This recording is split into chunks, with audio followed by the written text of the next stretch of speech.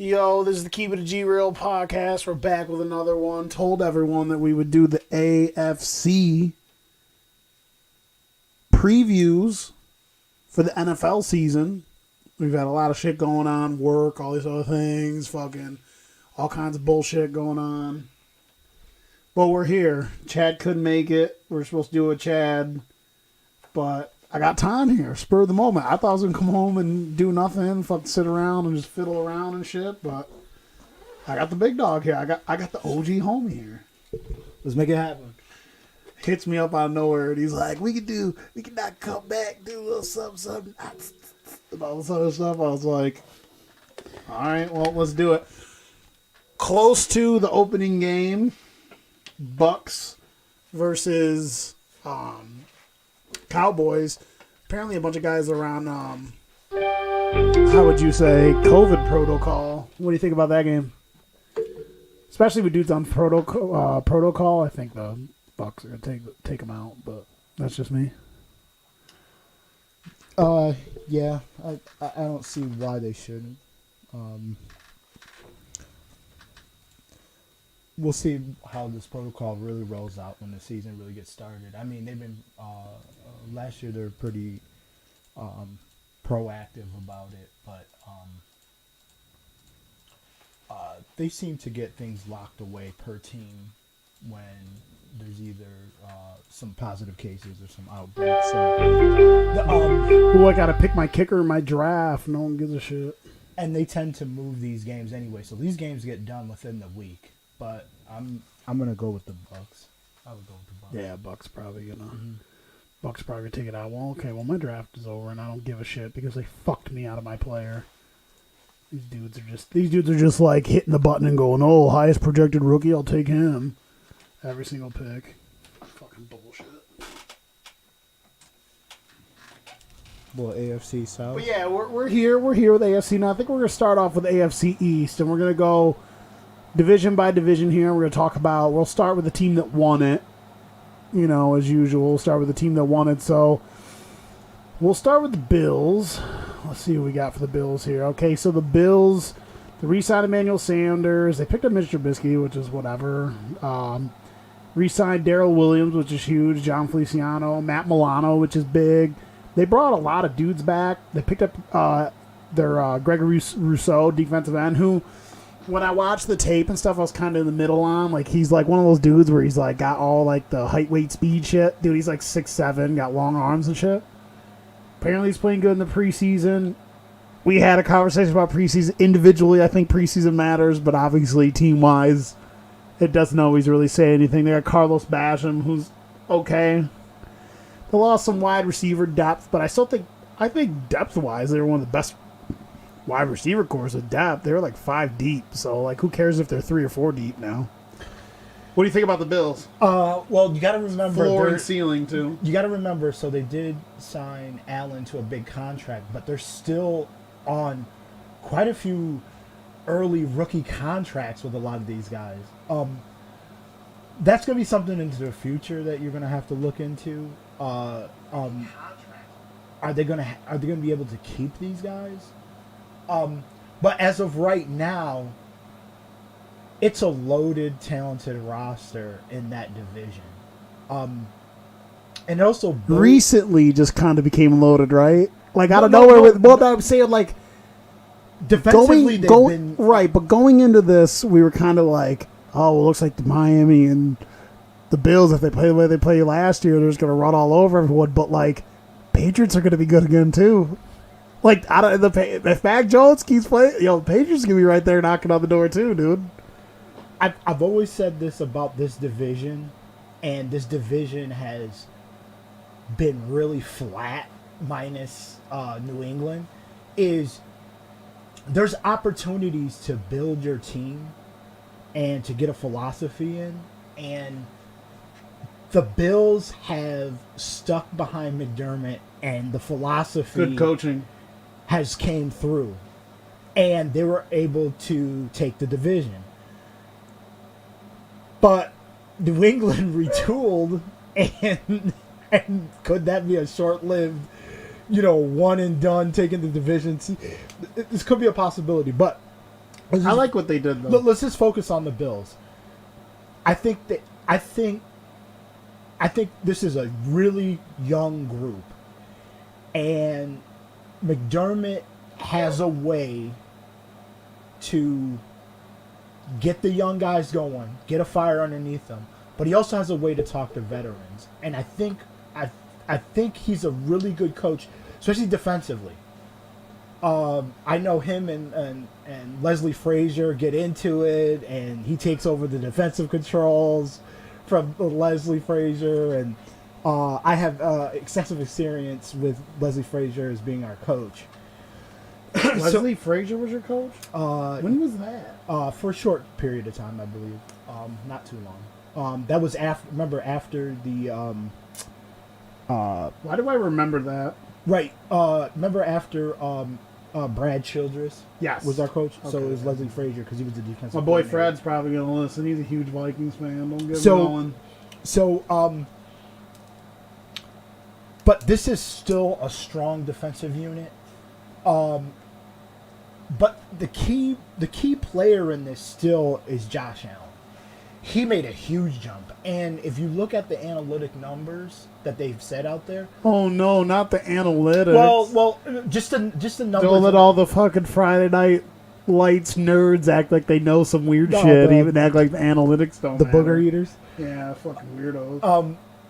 But he did make one of the largest jumps. Yeah, it was his PFF grade was like in the 60s. His first 3 years, then he just jumps to a 93 grade. Yeah. He made one of the biggest jumps you can make, and obviously, if you not just any player making a large jump, but a quarterback making that large jump, and the results showed in not only the regular season but in the playoffs. Right. I think they've always done they did a smart move where they obviously, from my team, they went and got Diggs. They got him some weapons. They still try to rely on the run game. I think really if this team is a little bit weak, it would sort of be at the run game. Now when you're talking both offensive and defensive lines, the big uglies there, a really good team. Yeah, dude, there was. A really good team. There on was both- a on couple both those sides times of the last ball. year where Chad and I were watching the games, and I swear to fucking God, you can find plays, you can find highlights where the team pass blocked so well that Josh Allen would stand all 6'6", 250 pounds, spread his legs in a power stance, wouldn't even use footwork. He would just stand there with his legs spread in one spot. Mm-hmm. No one could get to him, and then he's just like looking around, throws the pill. It happens so much. I'm like, I've never seen a dude have pockets like that. Ridiculous. Underrated offensive line. And we do know someone that actually believes in building from the defensive and offensive line out, or really It's from the important. defensive line. Well, he It's very- believes it's more important on the defense. Right, it's important. But if you have a strong offensive and defensive line, Yeah, you got to build in the trenches. Have a quarterback, build the trenches up. because you could possibly put a lesser quarterback back there, but confidence can be built with pass blocking, run blocking, and having confidence in your offensive line, and these guys know what they're doing. So this is only a benefit to Josh Allen. But again, the key player in this still is Josh Allen. Even though he made the jump, but it's really early in his career. Let's see if he can maintain the high level of play.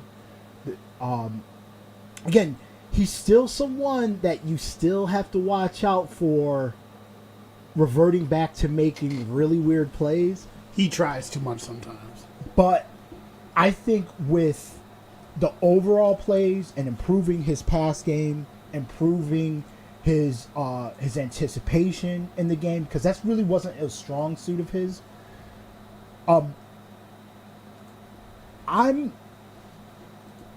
I really believe that this team can really repeat again. Like, at least be as good as they were last year, I agree.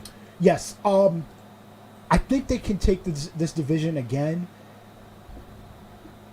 Again, New England is retooled and ready to go, and they have a lot of good players. But I don't care. You got like I have to see something before you throw in a rookie quarterback and then think you're gonna, you're just gonna run in and take a division. Wait, what team are we talking about? Oh, we're talking about New England. So, oh wait, are we on to New England right now? No, okay. We're not. I'm just saying. I'm just saying. My what do you prediction think the floor for the lowest? How bad do you think the Bills can be? What would be their floor? I say their floor is 10 wins. They're just too good. I would say I was just gonna say 10 wins, and I believe that because it's not a low floor. They're too talented, and they've won too many really good games last year to really. And the way that McDermott coaches, I don't think he really lets these guys have too many letdowns. I really think he can week to week, whether they lose a game, he can build them back up again. And they seem to listen to him, and he has always the right message. So 10 wins is not even really a low floor. It's actually a pretty average floor for this team. Who are the teams that we said would have 10-win floors? The Rams, the Seahawks, Green Bay, Tampa. Like, those are the floors for those teams. We're not saying, like, that's like if they struggle. Like, the Bills struggle, they'll get 10 wins. Yeah, we're saying floor and ceiling. Like, what could be the worst case scenario? What could be the best case scenario? Basically, we said Seattle, the Rams, the Packers were the 10. Because clearly we can see Chicago going below the floor. No one in the NFC East would have a floor of just 10. Right. And outside of the pack, Chicago Vikes, and again, like Carolina and the 49ers, the floor is not 10 wins. Also, we're talking about the Buccaneers. Their floor is at least 10 wins, and I think we even said that their floor could just only be 11 wins. So, this team's floor is about 10 wins. If they got below that, I mean, for the roster that they have, that would be a pretty low floor. It would actually be a really disappointing season. That they couldn't build on top of it. But I actually will say that they could possibly repeat, but they would probably repeat by one game. I think New England's almost about that talented at the other positions that it could give this team a run for their money. But that... And what's the ceiling? Same thing as last year, probably 13-4. Well, we get an extra game, so 13-4. 13-4 is reasonable. I think 14 is pushing it. I feel like they could get 14 because they're one of those teams that would probably push to try to win again. Remember we had the conversation where like you could see. Remember you said you could see Tampa not like getting close to being undefeated because they'll rest guys. Right. I think McDermott is smart enough to that if they could lock the division up, he's smart enough to. He knows this game is grueling, and adding an extra game is just another grueling game. I could see them getting close to maybe having the opportunity for 14, and then he could back it off and get 13. Right. But again, 13. If you're just fighting with a strong team like Kansas City, Chad says up. What's up, Chad? Sorry we didn't have you. We pulled this off last minute. But you would only be fighting for first and second seed, possibly with KC for 14 wins. Right. I think 13 wins is pretty reasonable. So you think they're going to win the division? I think they'll win the division too. Even though Patriots will be good, I think they'll win the division again. I can't trust a talented roster with a rookie quarterback. He's gonna give up a game or two.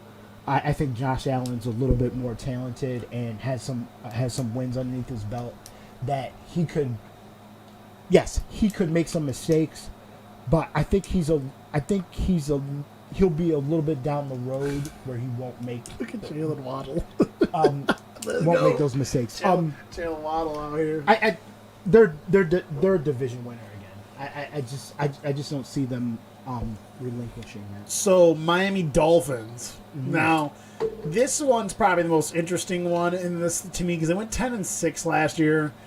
The Miami Dolphins have a talented roster, I feel like, and I think some of the guys on the offensive side of the ball are a little underrated. Like they got some underrated wide receivers. They picked up Will Fuller, Malcolm Brown. They picked up who else? They picked up someone else that's good. They traded for Bernard McKinney, right? Mm-hmm. He's going to be an outside linebacker. They got some talented middle linebackers there. Drafted Jalen Waddle. This is the guy to watch for, Jalen Phillips. Love his college game tape. He might be the best edge rusher coming out of this class. Picked up an offensive lineman, Liam Eichenberg. Some people like him. His game tape, I've seen him get beat a lot by guys, but long arms. I like him. Lost Ryan Fitzpatrick. Some good D tackles. They lost Kyle Van Noy, which really isn't a big deal because for some reason he didn't play well with them. They lost Shaq Lawson, which, whatever. Lost Julian Davenport. But here's how I feel about the Dolphins. So I actually thought in his limited sample size, Tua didn't play as bad as people thought as he played last year. He took care of the ball and stuff like that. I could see Miami's floor being like 6 or 7 wins. Because now you got to start Tua all year. And even though I thought I was actually impressed by how he played last year, right? Even though they were like subbing him out and bringing in fucking Fitzpatrick, doing all that bullshit, I actually didn't think he played all that bad. That was like something you could build on. But now you got to start him for 17 games. They got a lot of new pieces offensively. The offensive line's still not that great. I could see him having some second-year pains playing a full season. And them going like only winning 6 or 7 games as their floor. But I think if they play their best ability, they can probably go 10-7 again. Like they could still win 10 games maybe. But I think the Patriots are going to be a lot better, so I just don't see them getting 10 wins again. I'm taking the under on the 10 wins. I will take actually. They'll be they'll be third. They're going to be third. Listen, to really be honest, the roster is a really good roster, and the addition. It really elevates this team. Offensive line's not that great. Oh, okay. It's like but here's what I'm saying. Of the pack. Flores, I think, is a really good coach. He got them to 10 wins. Whether you're running with both quarterbacks. So quarterback is not going to be an issue. They're just going to roll with Tua. And again, I like what Tua has to offer. But I think the criticism is unfair because he was a rookie. So you're asking a rookie to come in and to beat a guy that's been around a long time and can run out there and at times shoot darts, put up big numbers, put up big scores. And obviously it's going to look like two different styles of football. Tua, when he comes in, his games are like 10-6. You know, they're 17-10. You know, Fitzpatrick comes in there, it's a 38-28 shootout or something like that. So they look totally different. But you have to give a rookie's going to go through some growing pains, and obviously he's got to adjust to the game. But also there's a confidence thing, and you're going to throw him in, pull him out. Maybe he gets hurt, you pull him out, and he's trying to work his game out while trying to build confidence. Unfortunately, that's a hard thing to do. But I don't think I think this team is where they're at last year. Even though they got some talent, Flores it seems like a really good coach that really can get his players up for every game. But I still think that there's some learning that has to be done by Tua. I think this team is about a 10-win team. Again. I don't think they get there though. But I don't think that they're I don't think they could be. I don't think that 10 wins this year is going to be a 10 wins that almost got them into the playoffs. Right, no. last year. I don't think they get it. I don't. I think I think 10 below, wins I think could they be go a below 10 reasonable. wins. 10 wins could be a reasonable number, but I do think a 10-win team could possibly. Adam got me this flask. It says Beta Male Cup on it. I'm listening. but this team could actually be in third place. I'm about to put some tequila in this thing. Boom. Yeah, it wasn't the brand I wanted, but So they could be around there. I do like the coaching, and I think the I do coaching too. is a huge part of this team. But I don't think it. I just don't think that this team is. that's gonna be rough.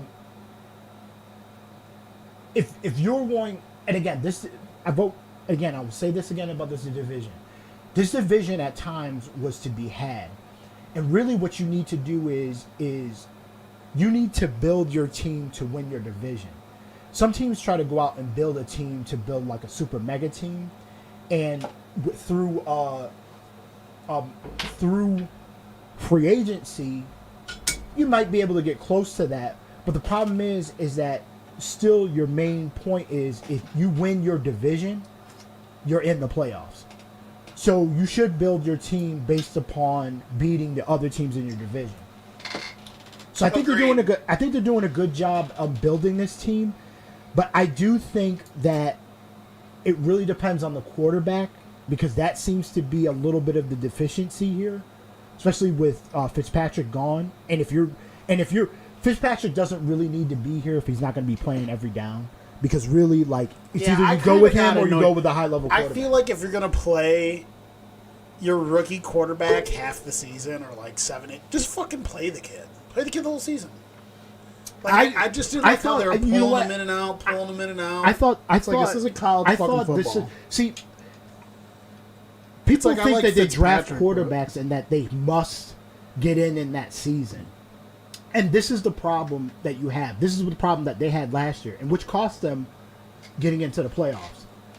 You're not finding consistency at the position you need the most consistency at, or you need high level of play.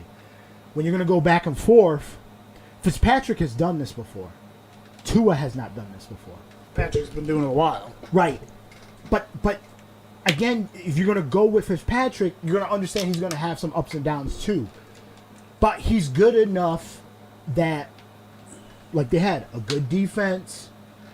So they were a little deficient on skill players. But getting to 10 wins is pretty impressive in 16 games last year. This is a team that this team really is going to be dependent on the quarterback and what he can do this year. This team's kind of floor and ceiling is unfortunately going to be on Tua. This is going to get him down the road a really unfair look because it's going to be 2 years where he's going to be under the microscope, and I think it's kind of unfair and undue attention. Really, the honest truth is they should have sat him down for the whole year. Let Fitzpatrick have the team. You know Fitzpatrick is only a bridge. Let him really work through it. He'll build hunger through that. He'll build skill. And he's able to watch a veteran work and see how you work the position. Not coming in and out. I think this has always been a problem with teams that bring in rookie quarterbacks. They might not be ready, and they're going up against someone that's not like just some slub or a tomato can, but a guy that actually can really play in Fitzpatrick. But now you're going to have an issue because I still don't think that he might not be still fully ready to take the reins. This will be an up and down kind of a season. What, and from a scouting standpoint, what really hinders him is he's a very accurate quarterback. He's a good football player. He's poised. He just doesn't have the arm talent. And that's the thing that always scares me with those guys that are like accurate, because it's like they kind of built this team, in my opinion, like the guys they've been drafting, for a dude. You got to have a live arm. You can't draft Will Fuller and Jalen Waddle and be like a kid who's got like a C plus B minus arm and be like, here kid, throw it to dudes that run 4.3s. Like, You know what I'm saying? So, like, I really like Tua. I always liked him as a prospect, but I just think the way what helps them is they have a really good tight end who's big and rangy, can catch the ball. They still have the veteran is he even a veteran? He's only like 26, Devontae Parker, who's underrated. Yep. He's one of those guys that's just been on the Dolphins, and, like, they never have a good quarterback. So, like, he still gets numbers. Like, he could play as long as his problem is health. I just don't think some of the picks that they've made, some of the signings, it's like you better hope the Tua can, like, improve on throwing the deep ball. He's accurate, which really, really helps him. But the problem is he going to be aggressive enough? That's not his game, being aggressive and throwing the ball down the field. So, I mean, they're going to have to throw the football. Like, their offensive line's not that great. Who can you name a running back off that team? What, Matt Breida? I only know that because I'm a fucking nerd. Matt Breida's on the team. And he's not a bell cow back. He's a guy you need to get out in space. He's fast. What do you think to finish the Dolphins? You think they can? I would say, yeah, the ceiling could be they could have a similar season like last year, where they're cool and fun and they're really tough out. They can win 9 or 10 games. I'm going under, though. Their floor is probably like 7 wins, 6 wins. I think they can get there because I think Tua will struggle. Not saying Tua's going to be good, but he's getting his first full season next year. He's only 21.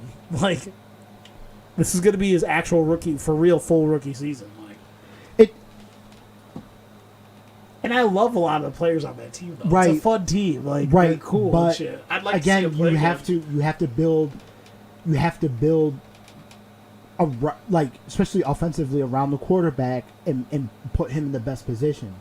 If slinging the ball downfield to Will Fuller, who just runs streaks and drops a lot of footballs, but there are a lot of footballs that are 50 yards downfield, 40 yards downfield. That's his speciality. Again, that's not his game here. He's accurate. On the college level, it looked like he had a big arm. On this level, it's a little bit reeled back. And he's not that athletic. He's a lot not of a- dudes he's look not a- athletic in college.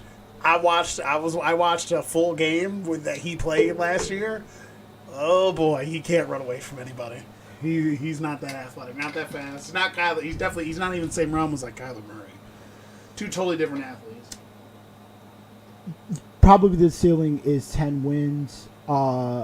Again, another sort of second-year quarterback, young quarterback that in the end I like. I just don't have a lot of faith in year 2. I like him too. I think it could I'd like be a to little see bit him of, succeed. I think it could be a little bit of deer in headlights in year 2. But I like the additions on this team. They're building.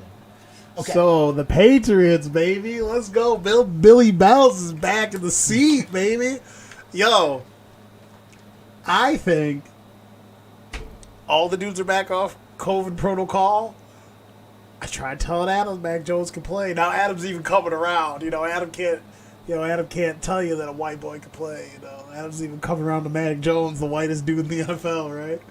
Fucking dude, I went and watched like I said. I know it's preseason. Individually, though, there's things that I watch from certain things I'm looking for in different positions. Bro, I'll tell you one thing I love about Mac Jones. Not a lot of like high-level quarterbacks do it. I watched a full preseason game because I really wanted to watch Mac Jones. I watched like almost all of his reps in his last game. He doesn't have the most live arm, even though I think his power's a little underrated. That dude did not throw a single pass where he didn't throw it to the only place his guy could get the ball. That dude is so accurate. Every pass he threw, he was throwing it to the spot where only his guy can get it. I was truly amazed by it. In Bill Belichick's system, listen, I think the Patriots. Listen to this. I think the Patriots can vie for the division. They're going to have one of the best defenses next year. They're going to have one of the better offensive lines next year. The question mark really is going to be, obviously, how does Daniel Jones play? I'm not sold on their weaponry. Like, their wide receivers aren't that great. They got really good tight end core, which Mac Jones is going to be like, throwing that shit to the tight ends. Listen, you're already jumping back. The tight end core is good. No, you just said Daniel Jones, not Mac Jones. Oh, yeah. Oh, fuck Daniel Jones. Giants are going to be bottom of the division anyways. Mac Jones is going to be dicing it to those tight ends. Ceiling for me for the Patriots, 11 wins. Floor, 8 wins. I think the Patriots are going to be competitive. I wouldn't be surprised if they won the division. I definitely think they'll at least be second place in the division. Bill Belichick's back. Found his dude. Bill Belichick's back. And I love all these dudes that, like, think that... I love these guys that just don't know... If he listens to this, he's going to hate me saying this, but, like, because he's one of them. I love these dudes that think they really analyze these players and analyze the game. They think they're fucking seeing some shit. They just say... There's so many fans that just say some dumb shit like, oh, he's an Ohio State quarterback, or, oh, he's an Alabama quarterback. He's obviously going to fucking suck. Meanwhile, these dudes love dudes like Terrell Pryor and TJ Barrett, all these dudes that couldn't throw the fucking football for those teams, right? Mac Jones can play. Mac Jones is accurate. I just, it's the type of shit dudes say. It's so fucking stupid. You obviously... don't know. A lot of these fans don't know what to look for position to position. They don't know what's important position to position. And I tell you what, if you're deadly fucking accurate and you can make split-second decisions and read the field, you will fucking win in the NFL.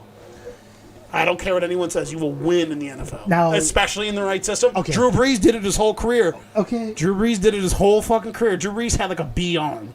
At best. And then the second half of his career, it wasn't even B, and he was still beating dudes. But it wasn't, again, I will say this. I'm just saying. He wasn't over the top in the beginning of his career. He was over the top. So I like I'm not disagreeing because I like they went out early and attacked the roster. Which is crazy. They never do that. Didn't care what the quarterback was, whatever. They went and got their tight ends. Spending money, baby. They went out and and people were scrambling after they saw Patriots fucking taking off. Signed Nelson Aguilar, who had an underrated sneaky season last year. And second best deep threat in the league last year analytically. So I liked how they went and pushed the market out there. That is a G fucking move. Which they never do. They never do. But as soon as they started picking up the tight ends, the defensive players, the whole league was like, what the fuck?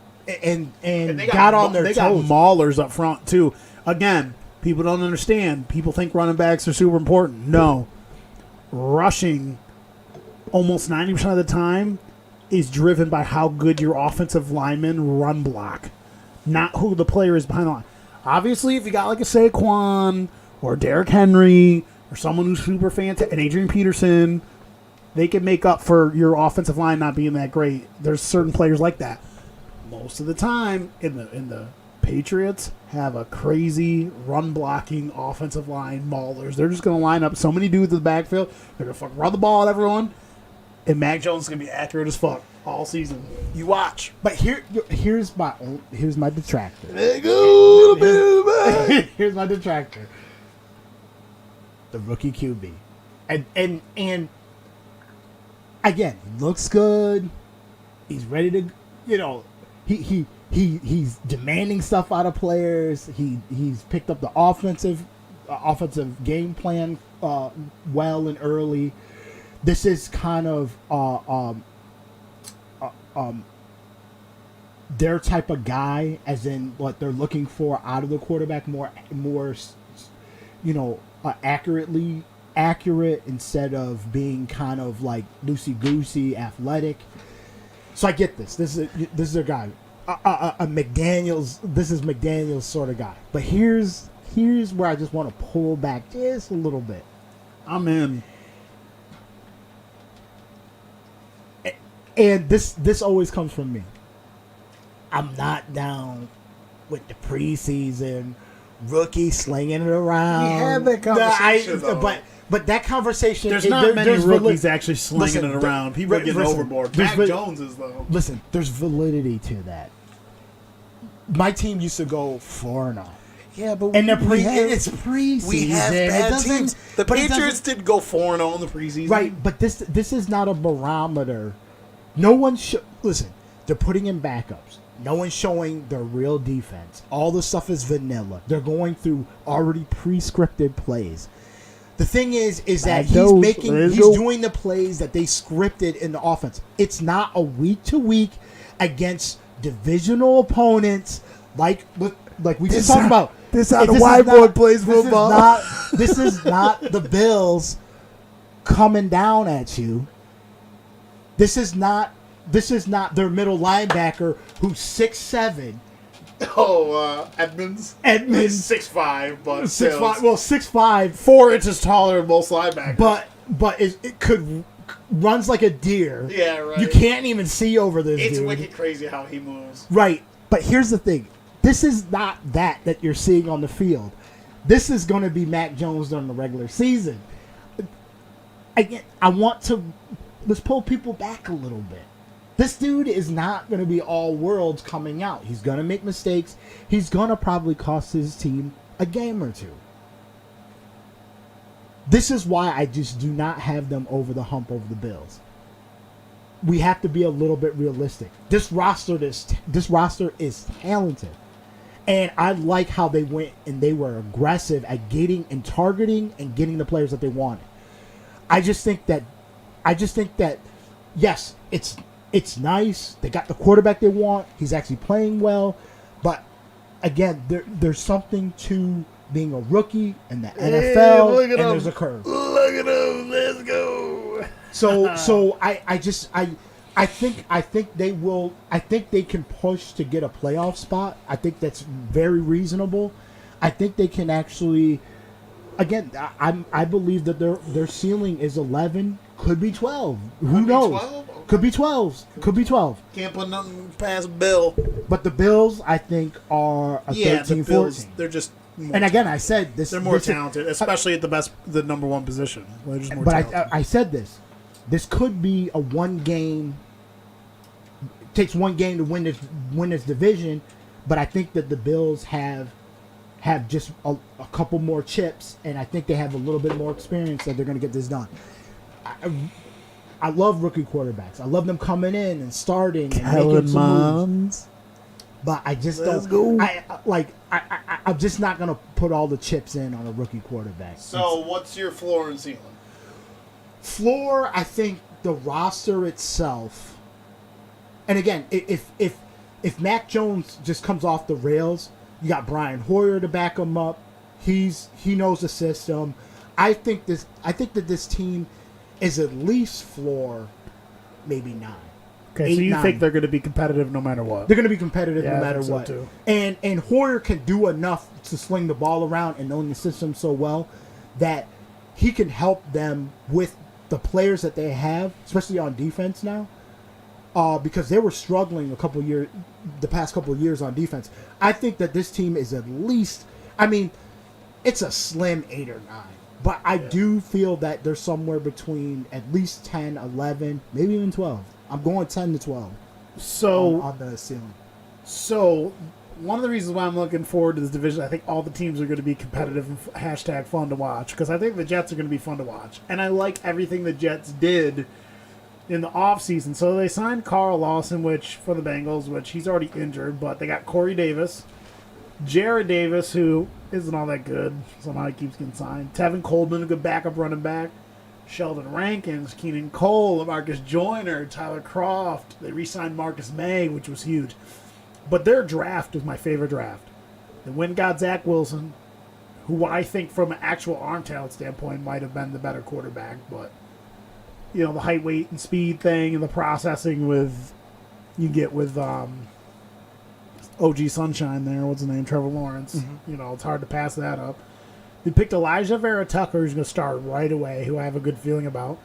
They picked Elijah Moore, who's underrated. He's going to get a starting role. And then you got Michael Carter, who could possibly be the best running back in the draft class. I love what they did in the draft. Obviously, they got rid of Sam Darnold. They lost Henry Anderson, Bashad Breeland, Terrell Basham. No one cares. So they picked up Morgan Moses, too, which they don't say on this. This needs to be updated. So their starting lineup, their starting offensive line, I think is really fucking improved. I really think their offensive line, if they all play the best of ability, can be middle of the pack. I forget their center's name. Their center's solid. You got Elijah Vera Tucker. You got, what the fuck's his name of left tackle, who I loved last year? Mekhi Becton. Then you bring in a vet, Morgan Moses, who has a really high PFF grade his whole career. He's played really well. Not like top shelf offensive tackle, but like the next notch below. Like a really solid anchor on the right hand side. They got tons of fucking weapons offensively. They're like 5 deep at wide receiver. I don't know what they're really gonna get at tight end. I don't know who their tight ends are, which could be an issue for them. And then defensively, they're going to be tough. They've always had solid defensive personnel. They kind of need DBs. The only thing they got is Marcus May, but their front seven, a lot of young, good, nasty players in their front seven. For me, I think the ceiling for the Jets, like if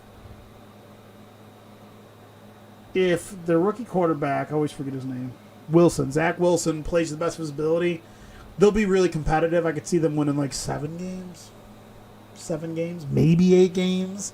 I think they're going to surprise people. But I mean, they could be a 4-win team.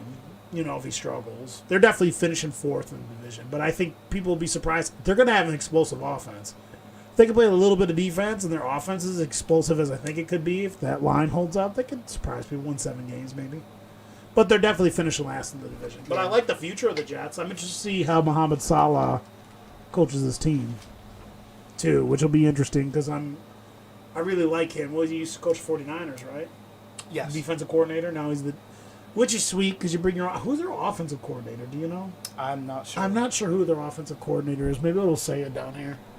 Well, all that matters is it's not Adam Gase anymore as the coach, so that's all that fucking matters. That should give them an extra win in general. So what do you think about the Jets?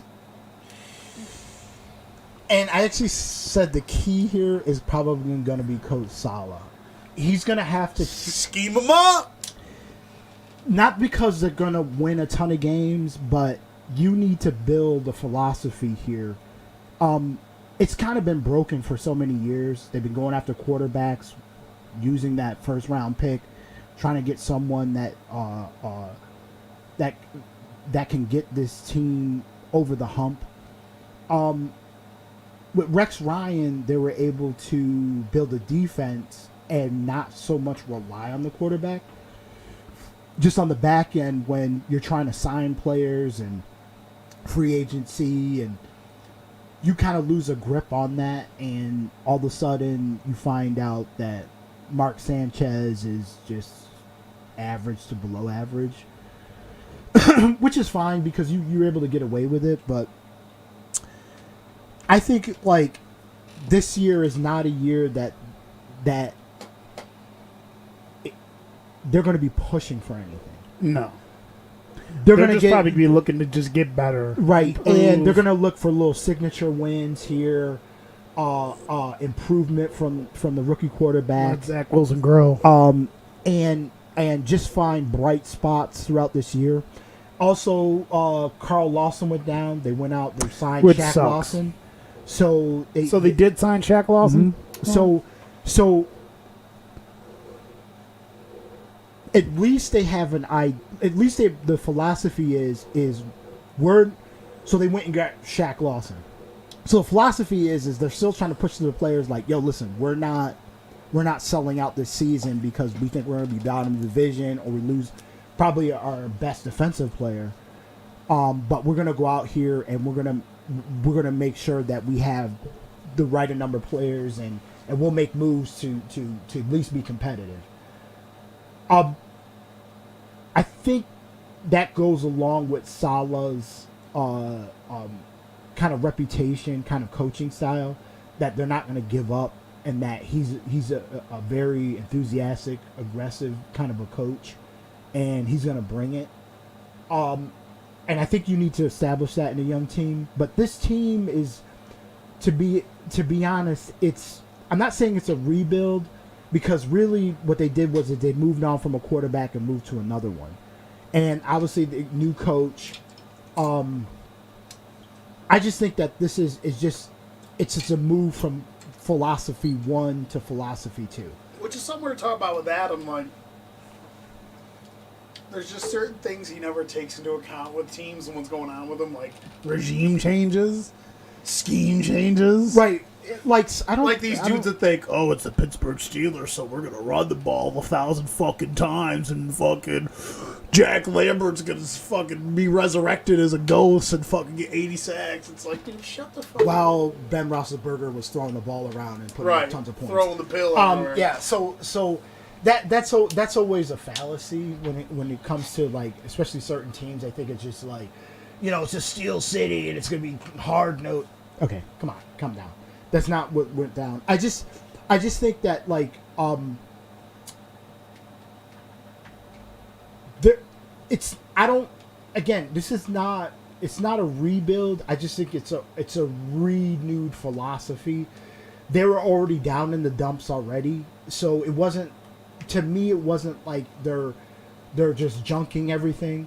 And I think that the move to get Shaq Lawson does show that, like, listen, we lost him before the season started, but we're showing everyone, listen, we're going to go out and try to still be competitive. We're going to go get a player, and we're going to be competitive. But I think that's what you need to show young players, and not only young players, but you need to show a team that, like, we haven't got out the gates, but we're going to show that we're here and that we're going to fight and we're going to do something. Now, is that going to get them wins? No. So I think that this team is still right now, as far as wins, towards the bottom of the league overall. But I just think that philosophy-wise, that their wins are going to mean Salah. Their wins are going to mean more than another team that's just sort of imploding and just wants to get out of the season. Let's look and see how many wins they won last year. Okay, so they won 2 games.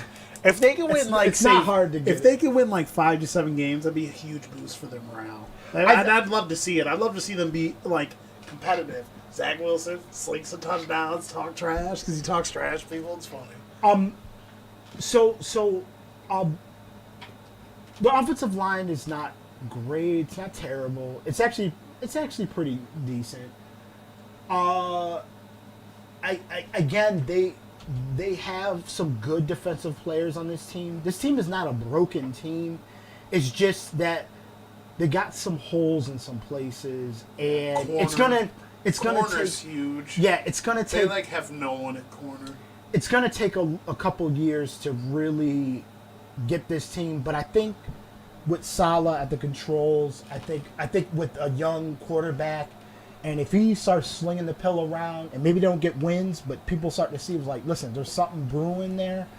They're going to be able to go out and get free agents, but again, I still think that I would say Floor and ceiling. I would say about 4 or 5, and I would say if Salah could That's the brew ceiling. up and build up something, 6 or 7. 6 or 7. Yeah, That's the ceiling. I think they're about a 6 or 7 win team. And then the floor could be the floor could one of be- the worst. The floor could be. It's better than 2 wins, wins. but I think the floor is like 4 or 5. I think they're between 4 and 7 wins. Moving on to the AFC West, which some argue is the best division. Or not, I don't know. Some people will try to argue it's the best division. I think, what's the NFC what? I actually think my division is one of the best. But what's this division here? This division. I think the NFC West might be the best division. They got like 4 teams that could be playoff teams. So we'll start with obviously the Kansas City Chiefs. They did something that was wicked crazy. Was they revamped their offensive line in like a season, which I've rarely seen teams do. I forget who the guys they picked up, but they picked up 2 really good players on the offensive. Joe Tooney and somebody else. They just flip around. Their weakness was their offensive line last year, and it's what fucking screwed them in the playoffs because they couldn't protect Pat Mahomes. And Pat Mahomes still balled. He was throwing fucking crazy plays, darts, running around, getting first downs and shit. But like, you still got to protect your quarterback to a degree, even when he's really good. I mean, there's not much to say about the Chiefs, really. I mean, I would say the most interesting part of their team, they lost some depth at wide receiver. So what's going to be big for them is McCole Hardman. Does he step up and live up to his potential? Like, he could potentially be a legitimate number 2. He has all the tools and the talent, the speed. They got to utilize. They're going to have no choice but to really get him into the mix and utilize him this year. Other than that, I think this team could win 13, 14 wins again. 13-5, 14-3, or whatever. I mean, I think they win the division again. Obviously, they're going to win the division again because I think Oakland's not going to be good this year. Nope. And I think the Chargers will be better this year. I think the Chargers will come in second. So the Chiefs, I think that they're going to look similar to last year, a better offensive line. Honestly, if that offensive line plays as good as it could play on paper, I think they could win the Super Bowl again this year. So Chiefs, ceiling 13, 14 wins. Floor 11 wins. Like, they're too good. What do you think about the Chiefs? Similar thing. Built up the offensive line. Still the same stay kind of defensive players. They didn't lose too much there. Again, they're two offensive linemen away from probably winning the Super Bowl. And Mahomes was still able to do stuff. They looked like they were scrambling. But we're talking about a team that made it to the Super Bowl again. Again. One of their away games, by the way, which is weird. So 6-2 at home, but 8-0 on the road. So The only team that's done that. So That's weird. this team offensively creates so many problems. With only like two dudes besides their quarterback. That's how good Travis Kelce and Tyreek Hill are. Yeah, two guys. They just fucking destroy everybody. Now you give them an offensive line and upgrade that position. Like, so the weakness. So their defense isn't like It's top 10 right, but analytically. Honey Badger, best safety in the league. okay, but you kind of look at the defense and It you see Houston. It bends a little bit. It bends a little bit. It's a Sometimes bend, don't break. Yeah. They get into situations with the defense where, like, I don't know if it's they're not playing hard enough. I don't know. I know what you're saying. Yeah, it's Sometimes the defense, like, just you doesn't wouldn't show up enough. Yeah, you wouldn't look at it and say, "Oh, this is top 10 defense." But you would But say that sometimes they play like the best defense in the league. right. Though. Okay, so they're a bend don't break, but an opportunistic defense. They get takeaways. Especially when you have like the Honey Badger, Let's go. Matthew out Favorite player. there Let's doing go. that. It does help for that, but they can be at times shaky. But we know what the saving grace is. It's Mahomes. It's the offense. Don't tell It's- people that. So yeah, they already know that. When you got a floor- guy that can make every single throw, can make trick throws, throw for 400 yards and a bunch of stuff, and then he can just like quietly run for like 6 first downs in the game real quick. with Dude, 17 he's just a beast. With 17 games, the floor is probably 11. They're somewhere still. Like if they play bad, it's 11 wins. They play bad. They're taking division at 11 wins. That's so bad. And actually, I got a hot take. How fun is football right now? Right. I got a hot take in this division because I actually don't see the Chargers as number 2. I do. I see. Okay. I see the Hold on, Broncos. That's what I was going to say. I'm high on the Broncos, too. I see the Broncos. Adam thinks it's like, dude, Adam was telling us, oh, Broncos, that's a fucking gimme game. We're going to roll all over them. I go, bro, on paper, outside of quarterback, their roster's better than yours. So, I'm like, if Teddy Bridgewater comes out and doesn't have any turnovers, you could lose that fucking football game. Teddy Bridgewater wins football games. Like, if he doesn't turn the ball over, they could be in a fucking serious, like, dogfight in that game. You got That roster's You stacked. got on defense. Daniel And Jones offense. steps back, and you got Chubb running you down. got Chubb, Von Miller, their D tackles are nasty. Good young linebackers. Really? Dude, You think that's an easy out? They're Get the- 4 deep at corner with one of the best safeties over top. Adam goes, they're not 4 deep at corner. Dude, they're 4 deep at corner. Harris Jr., Callahan in the slot, Patrick Surtain. They got another dude that's good on their Fuller. The team's nasty on paper. Could you imagine if that team would have traded for Aaron Rodgers? Like they were trying to. They got really good young offensive weapons.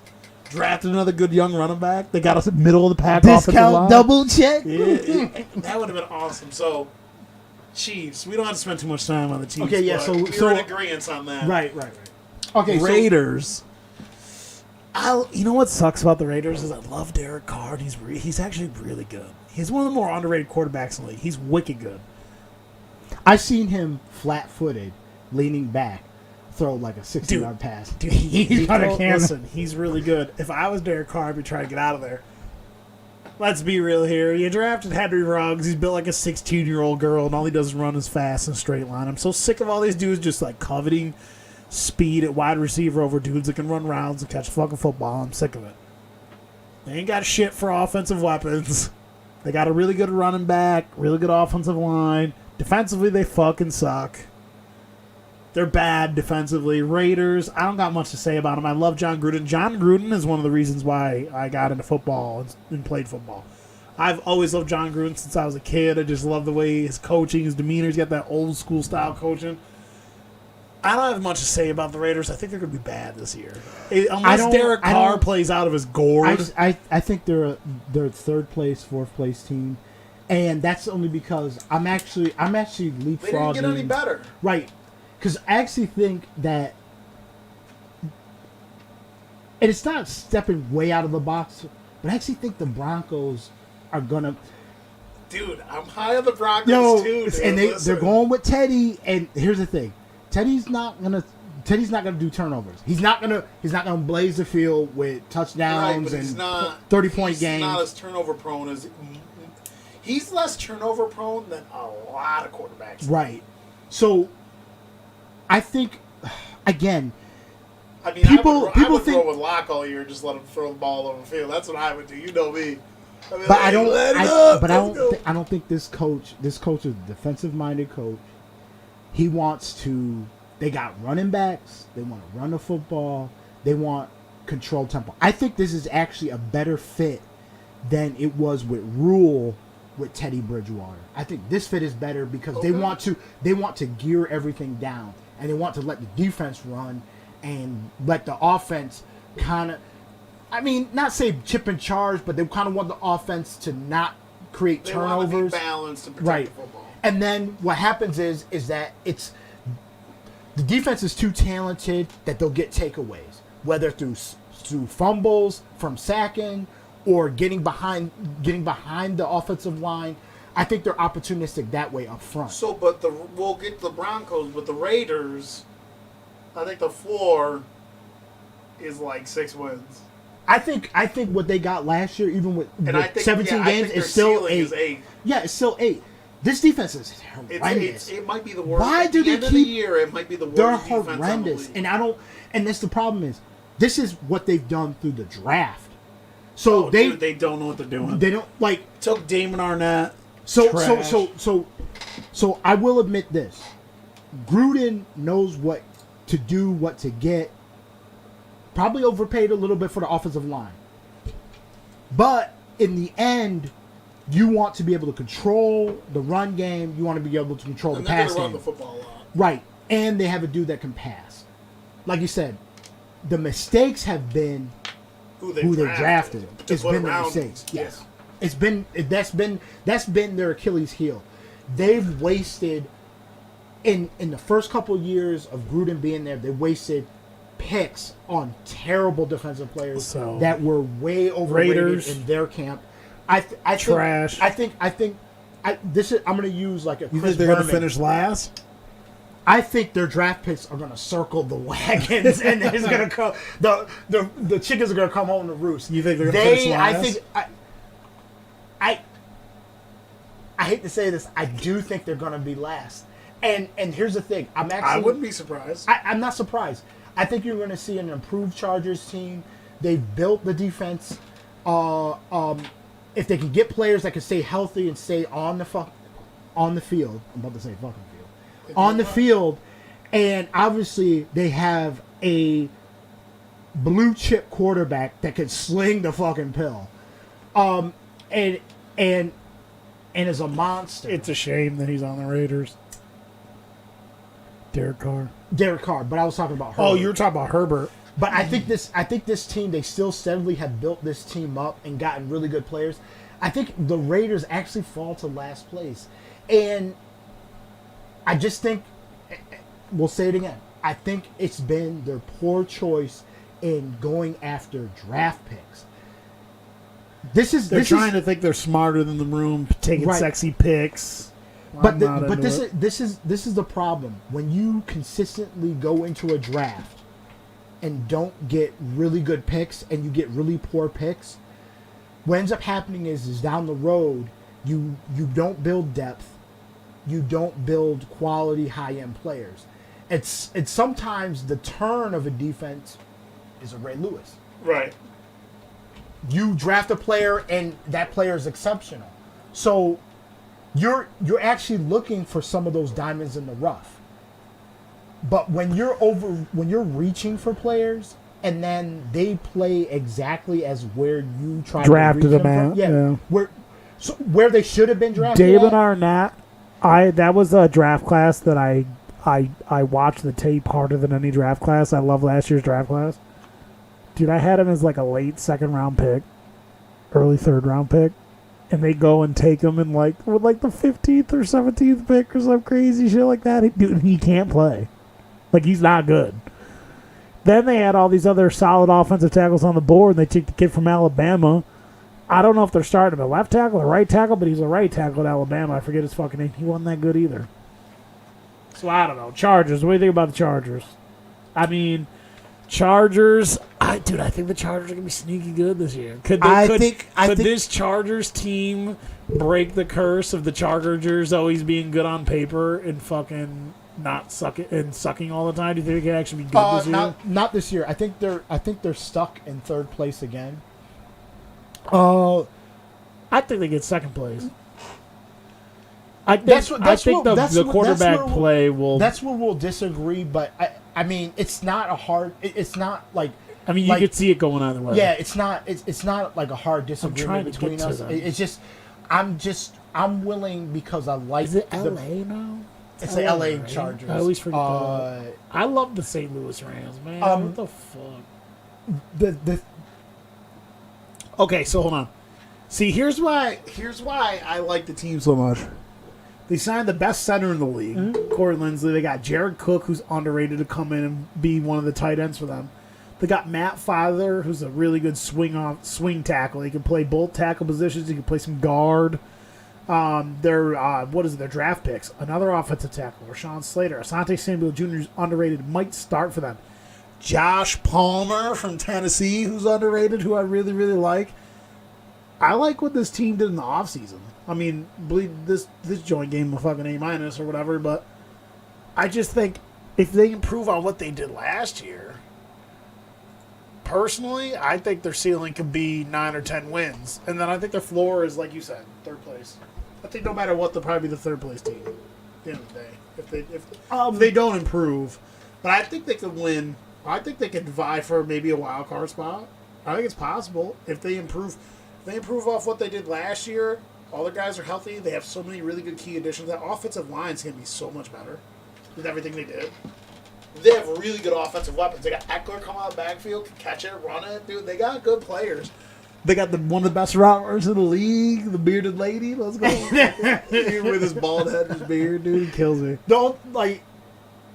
But they always just seem to but that was the Phillip Rivers Chargers. No. Phillip would light it up all year. Playoffs coming, lay an egg every year. Again, I'm going to go back to the AFC East.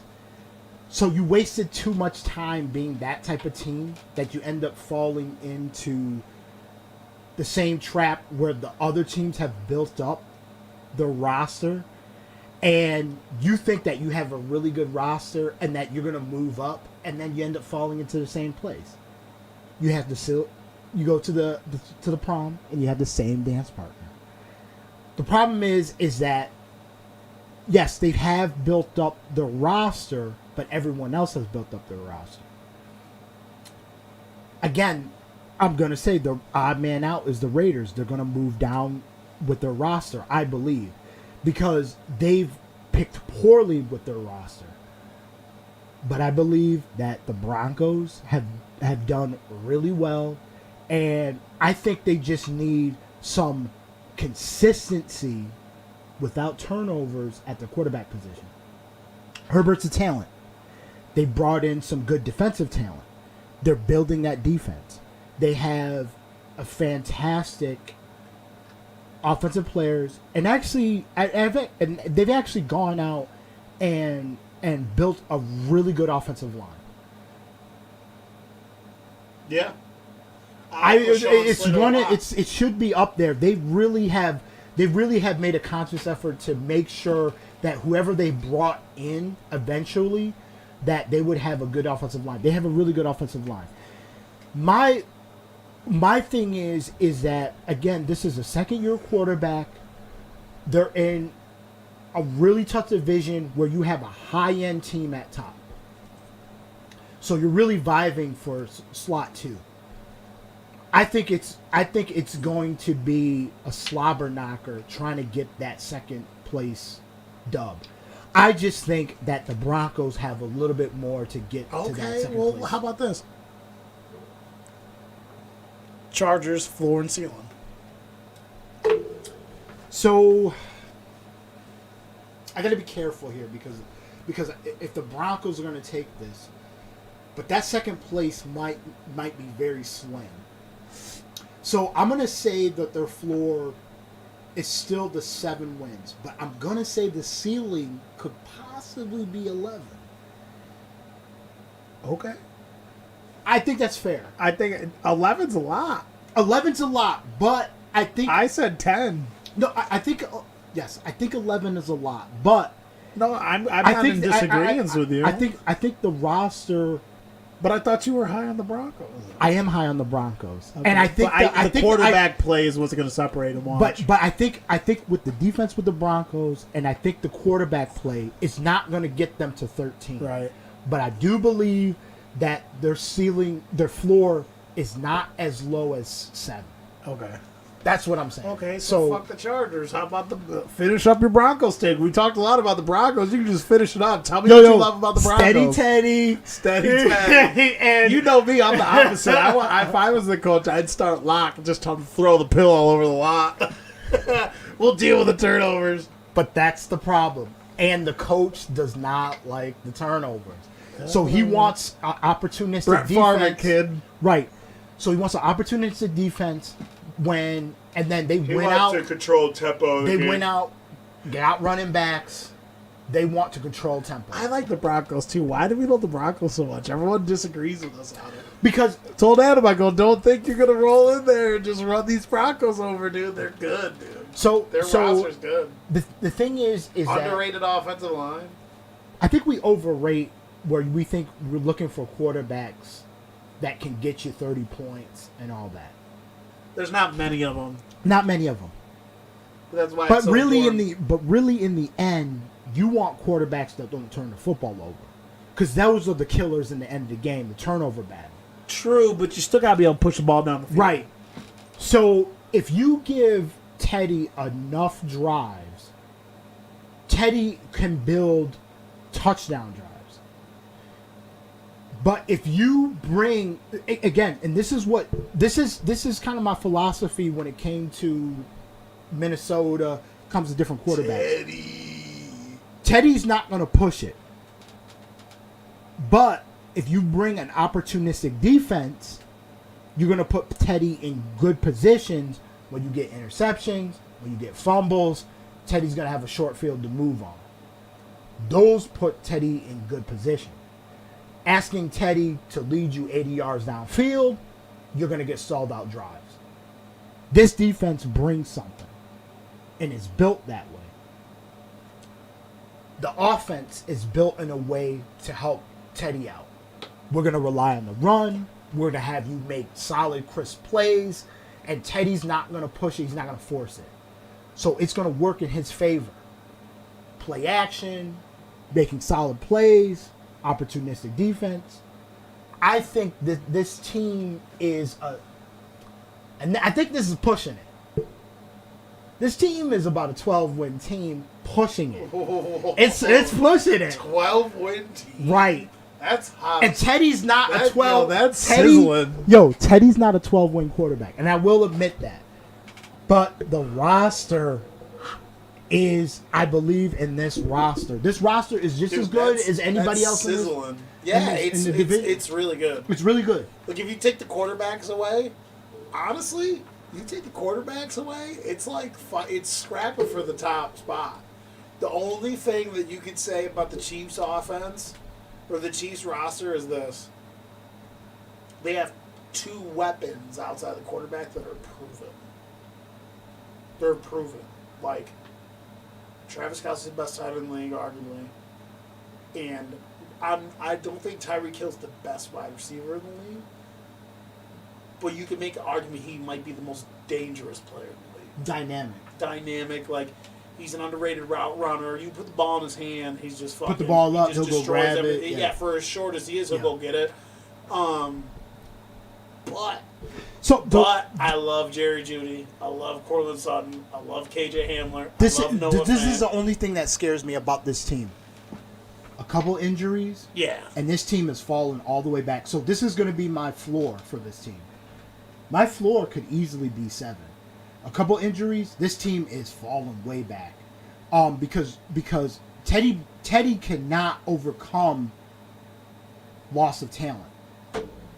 But like you said, talent-wise, if we're not looking at the quarterback and we're looking at all these other players, this is equal. This is easily just as talented team as anybody in the league. Let's be honest about it. I've been saying it. I've been saying the roster's nasty. And some of this roster, I tried some of this roster is young and I tried telling Adam, don't think for a second you won't come out week 1, and don't think for a second it's possible Daniel Jones don't play good. And guess what? Steady Teddy. If Daniel Jones don't play good, Teddy Bridgewater will play steady, and that's better than playing bad. And you might find yourself in a fucking dogfight. That's the game I'm watching. Me too. This is my. I think they're the second place team, and I think they get a playoff You think spot. so? That's your. I think they get a playoff spot. Okay, this is my team. Playoff spot. A playoff spot. So that's your dark. So the Broncos are to you what the Carolina Panthers are to me. Yes. Okay, I got you. And not because of Teddy. I just think the roster is talented. I think the philosophy fits Teddy better. I think Rule is more of a kind of read sort of option dude, but he so your ceiling is 12 wins. 12 wins? I'm pushing it. I think I'm pushing it a game or 2. As much as I love it, I know I'm pushing it a game or 2. 12 wins, but I don't. How crazy would that be? 12 wins the Broncos, that'd be nuts. Like that'd be almost as crazy. Remember I first started the podcast and you and I did that episode and we're doing our predictions for the World Cup and I said Russia would beat Spain by penalty kicks. They did. That's that crazy. Okay. AFC North. Dun dun dun. Some people think it's the best division in football. We'll start with the division winners last year, 12-4, the Steelers. A lot of the dudes that know what they're talking about kind of really secretly like the Steelers to be really, really good again this year. Let's be real here. One thing I worry about, one thing I'm kind of scared about with the Steelers, this isn't a bad thing. The Browns and the Ravens are super fucking good last year. The Steelers still won 12 games. Mm-hmm. I don't remember what their head-to-head records were, but they still won 12 games last year in one of the best divisions in the league.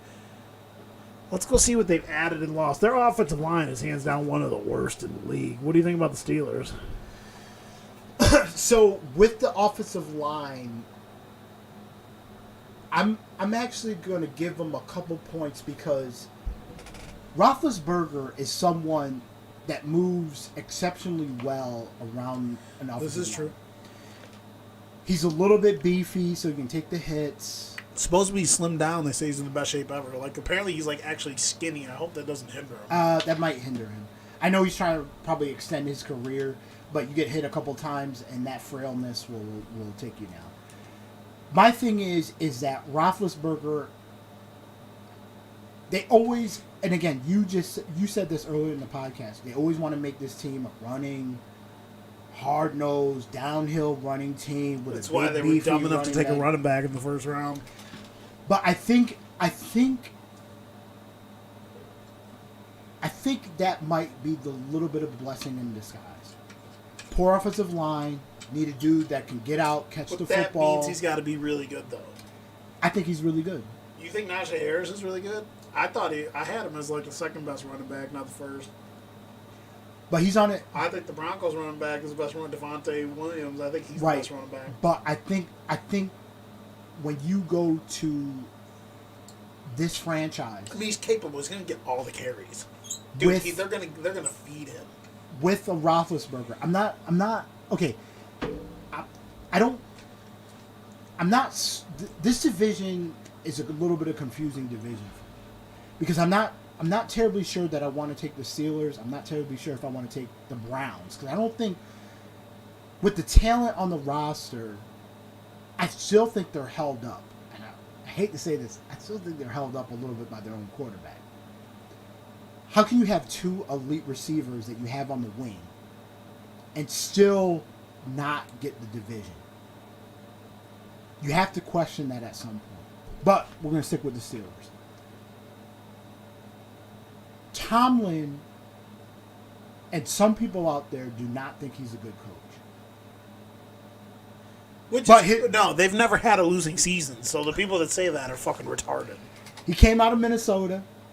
I love how you know that. See, this is the reason why. This is one of the reasons why I have you on, because you know the most random. He came out of Minnesota. Like, he met his wife on the steps of Minnesota State. Like, whatever. Like this dude just knows Jesse everything. Ventura right here. Yeah. The Minnesota. I knew Mike Tomlin. I knew him. Never had a losing season. And I looked Mike Tomlin in the eyes one night on the steps of Minnesota. And I told him one day he'll be the coach of the Pittsburgh Steelers. Anyways.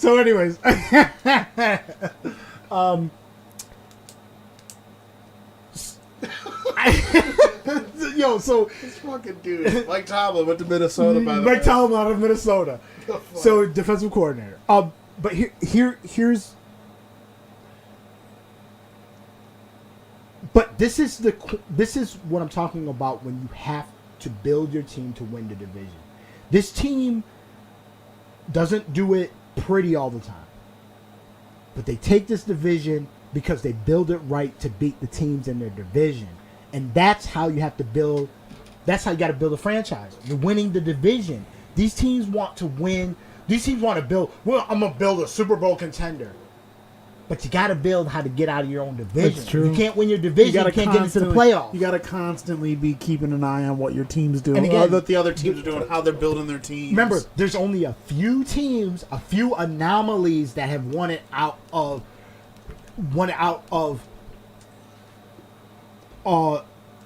not winning the division, but win it out of Giants. So you have not won the division. There's an anomaly there, but the anomaly I is think they won the division the second time, right? no. It was twice. I think it was almost Are you twice sure? around the world. I thought the second time the Giants went to the playoffs, they won the division. I thought they won 10 games. Is that saying much anymore? No, Anyways, I mean, right. The division's No. I think. You know what's crazy? Did you know that division? It's a wicked weird anomaly, but their division, right? From an actual like analytical standpoint, in terms of like how much they've like won at different points, is one of the worst divisions ever. Oh. But did you know that division's also won the most championships at the same time, which is fucking crazy? Like, it's either they randomly win championships, and like look how bad the division is right now. Dude, it's been bad for ever since the Giants. Coaching. Even the Eagles, when they won their championship, like It's been all around that at the time, the teams have been bad. most of the time. It's been coaching. Yeah. Coaching has Mike Tomlin. so. I think. By the way, they picked up Najee Harris, Pat Freiermuth, who's one of my favorite players in the draft. Re-signed Juju Smith-Schuster, Tyson Alualu. I love Cameron Sutton. Picked up Vance Williams, a veteran player. But they lost a lot. They lost Bud Dupree, Mike Hilton, who went to the Bengals, Matt Filer, Alejandro Villanueva, and Marquise Pouncey retired. So what do you think? What do you think the floor and ceiling is for the Steelers? So I could see the floor being about maybe 9 wins, 8 wins. Yeah, me too. Because The defense is so good, and if Ben stays upright, they'll win football games. But again, we're also talking about this depleted offensive line. Offensive line. That's the thing that sucks. It could be the worst line at the end of the year. Because even with a good offensive line, Roethlisberger tends to be a little bit tender. He gets hit even with Right. good offensive line. And then he's He goes rolling down. around with some boot during the week.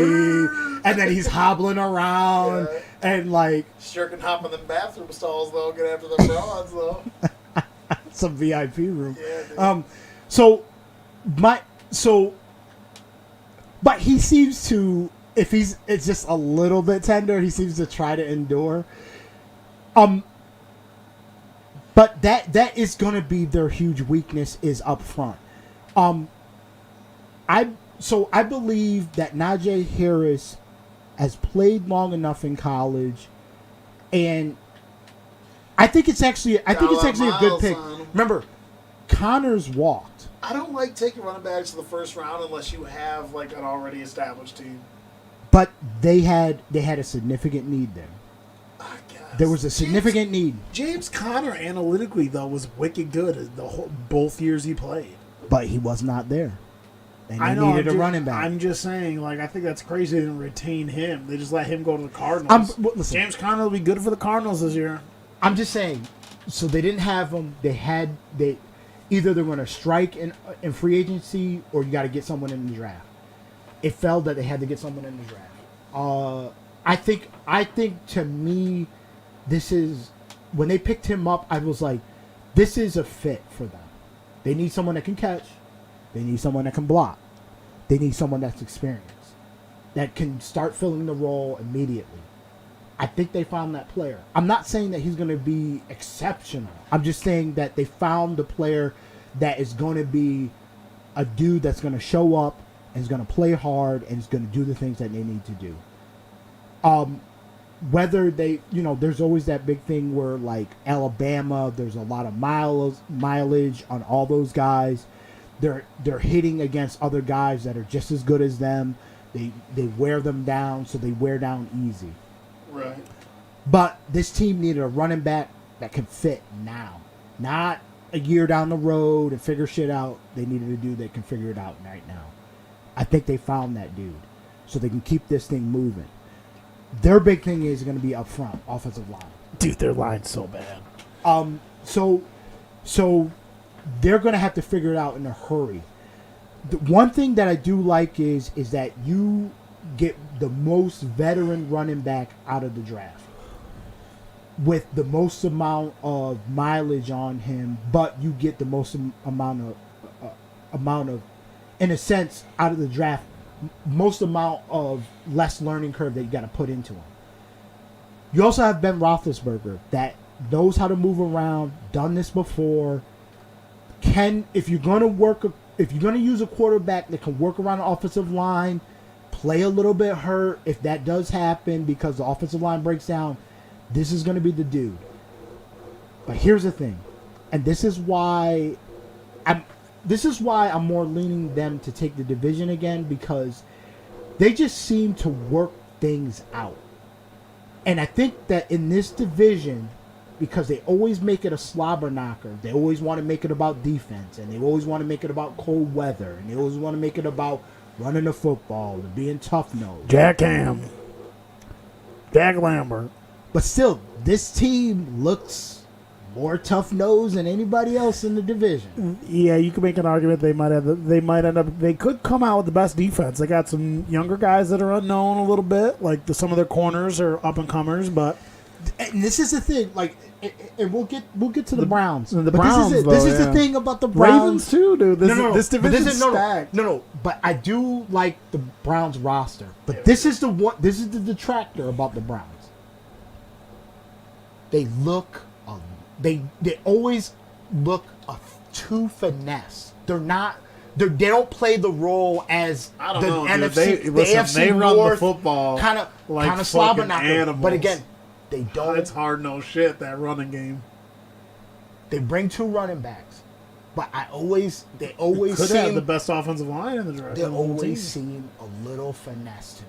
They always want to play a little they finesse. They got Odell Beckham. You got to be finesse, cater to that ego. You know what I'm saying? Greatest wide receiver ever. Not. It's a little finesse. I think even from the quarterback, they play a little bit finesse. It's a little bit. Yeah. It's not. Again, So- you don't need a dude that slings the ball down the field because obviously you want to bring running the football to with the that table. but it's personnel, very- you want to be balanced. right. But But that's it's a why I little said they finessing. never needed. I think Jarvis Landry's fantastic. I don't think they ever needed to bring Odell Beckham Jr. Jarvis Landry fits exactly what they do in that scheme. Run the fuck football. You got a guy, Jarvis Landry, who you can target well over 100 times in the season. And, bro, if you put the ball in his hands, you can catch it and convert first downs every single time. He's my favorite wide receiver in the league. I fucking love Jarvis Landry. You had a guy. You didn't need to go spend all that money. But, so Steelers, me personally, here's my theory. Steelers will be competitive like they always are, right? But I think it's the end of the line for Big Ben.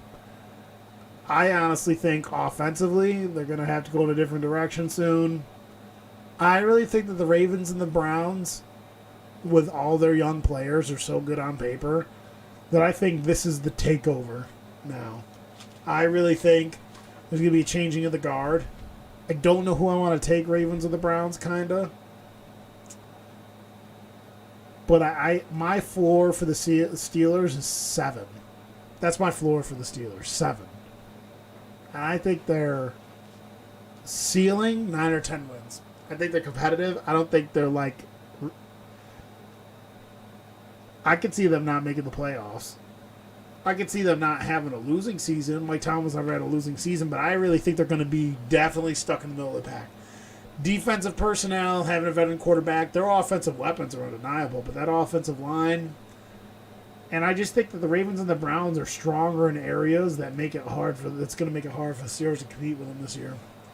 That's what I think. I think Steelers finish 3rd. That's Steelers finishing 3rd.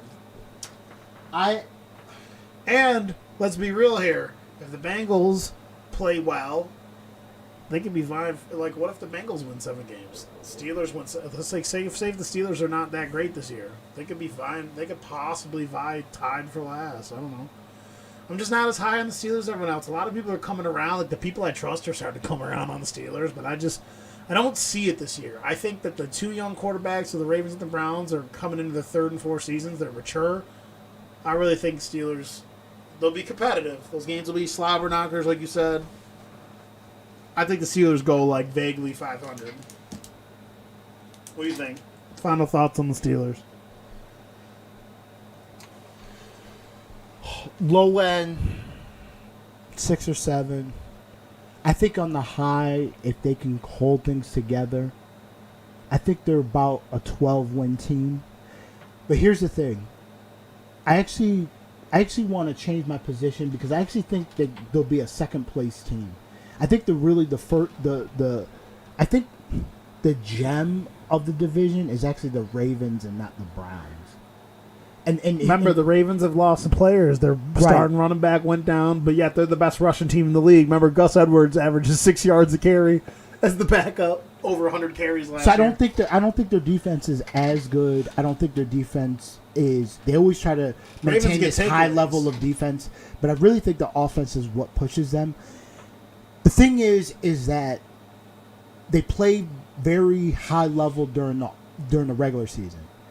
And then the playoffs, people tend to think that they back off a little bit. But I actually think that their style of play actually slows the game down in the playoffs, which actually bodes well for them. Here's my thing. I think Lamar Jackson is a phenomenal talent.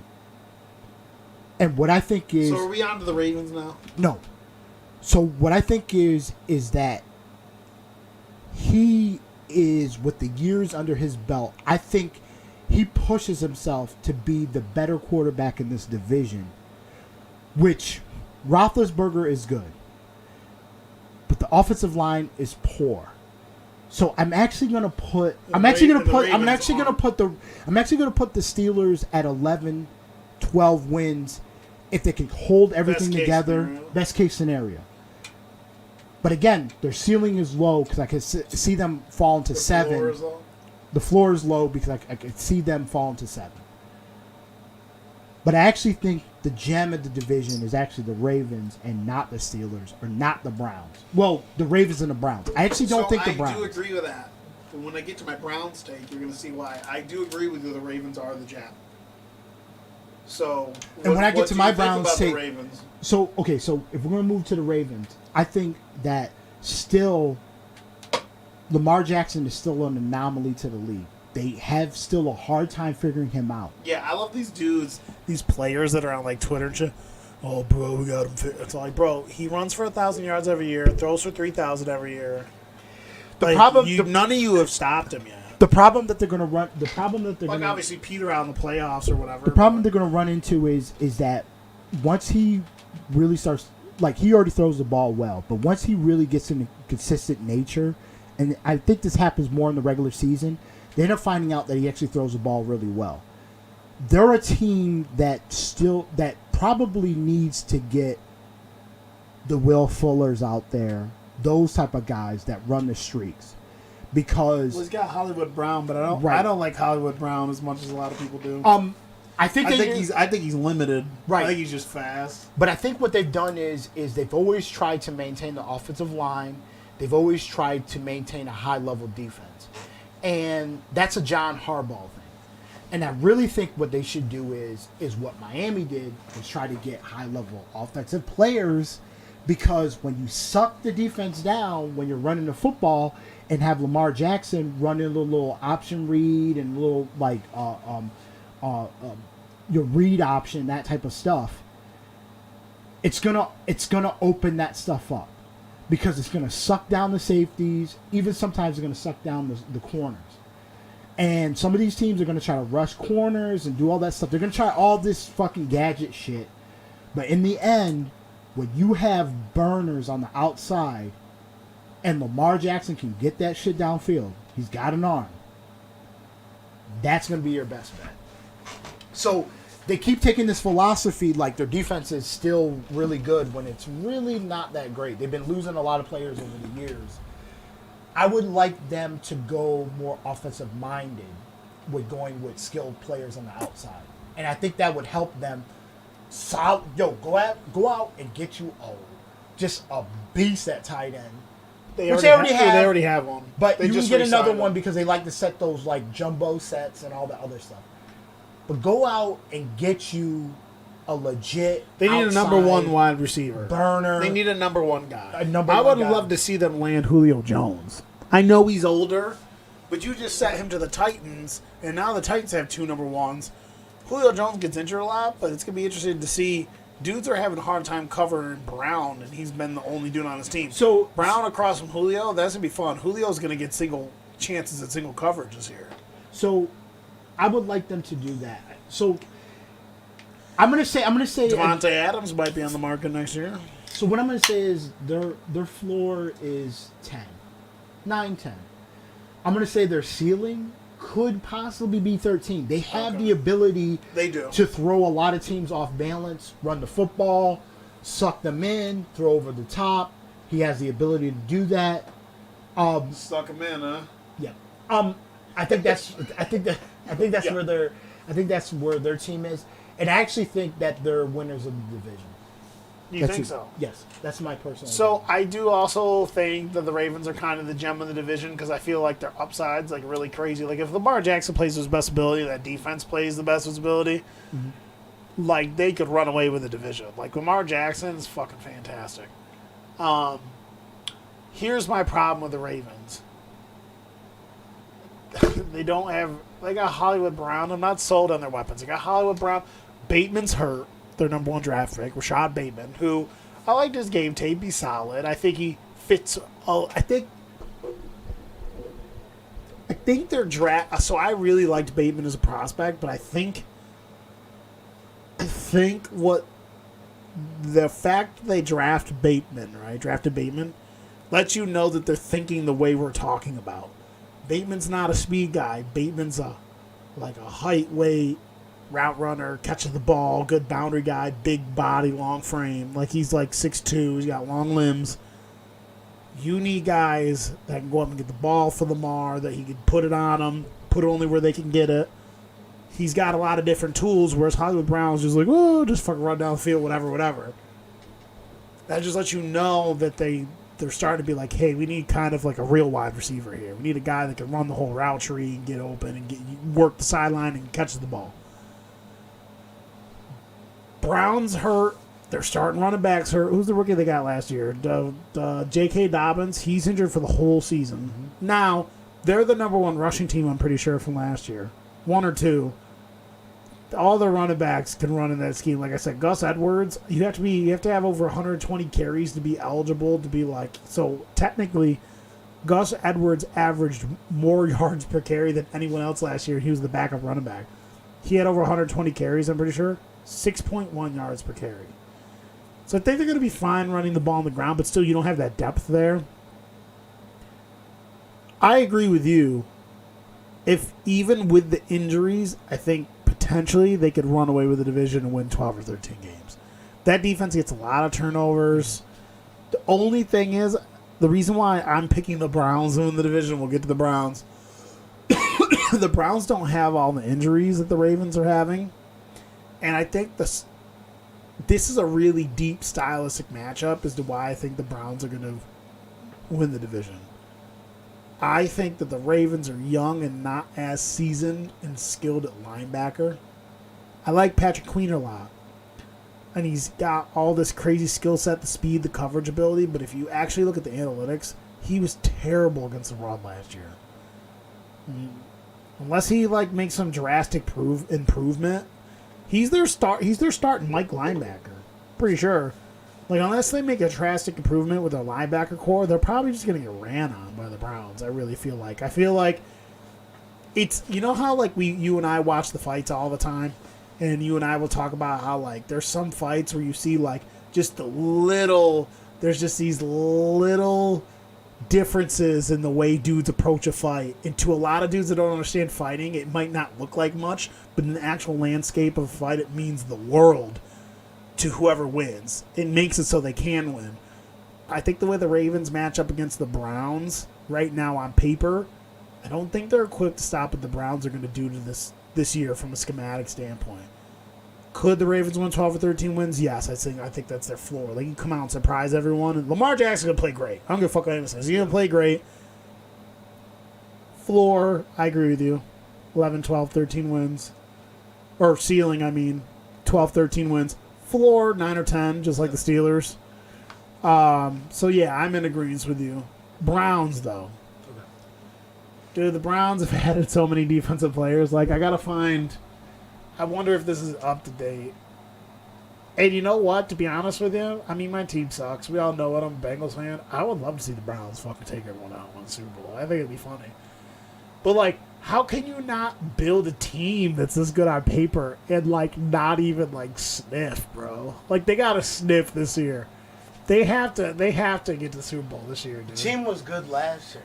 I know. And they snuck in. And they snuck in right. So they added Troy Hill, which was huge. John Johnson, which was huge. Anthony Walker Jr., really good veteran linebacker. They re-signed Rashad Higgins. They re-signed Malik Jackson.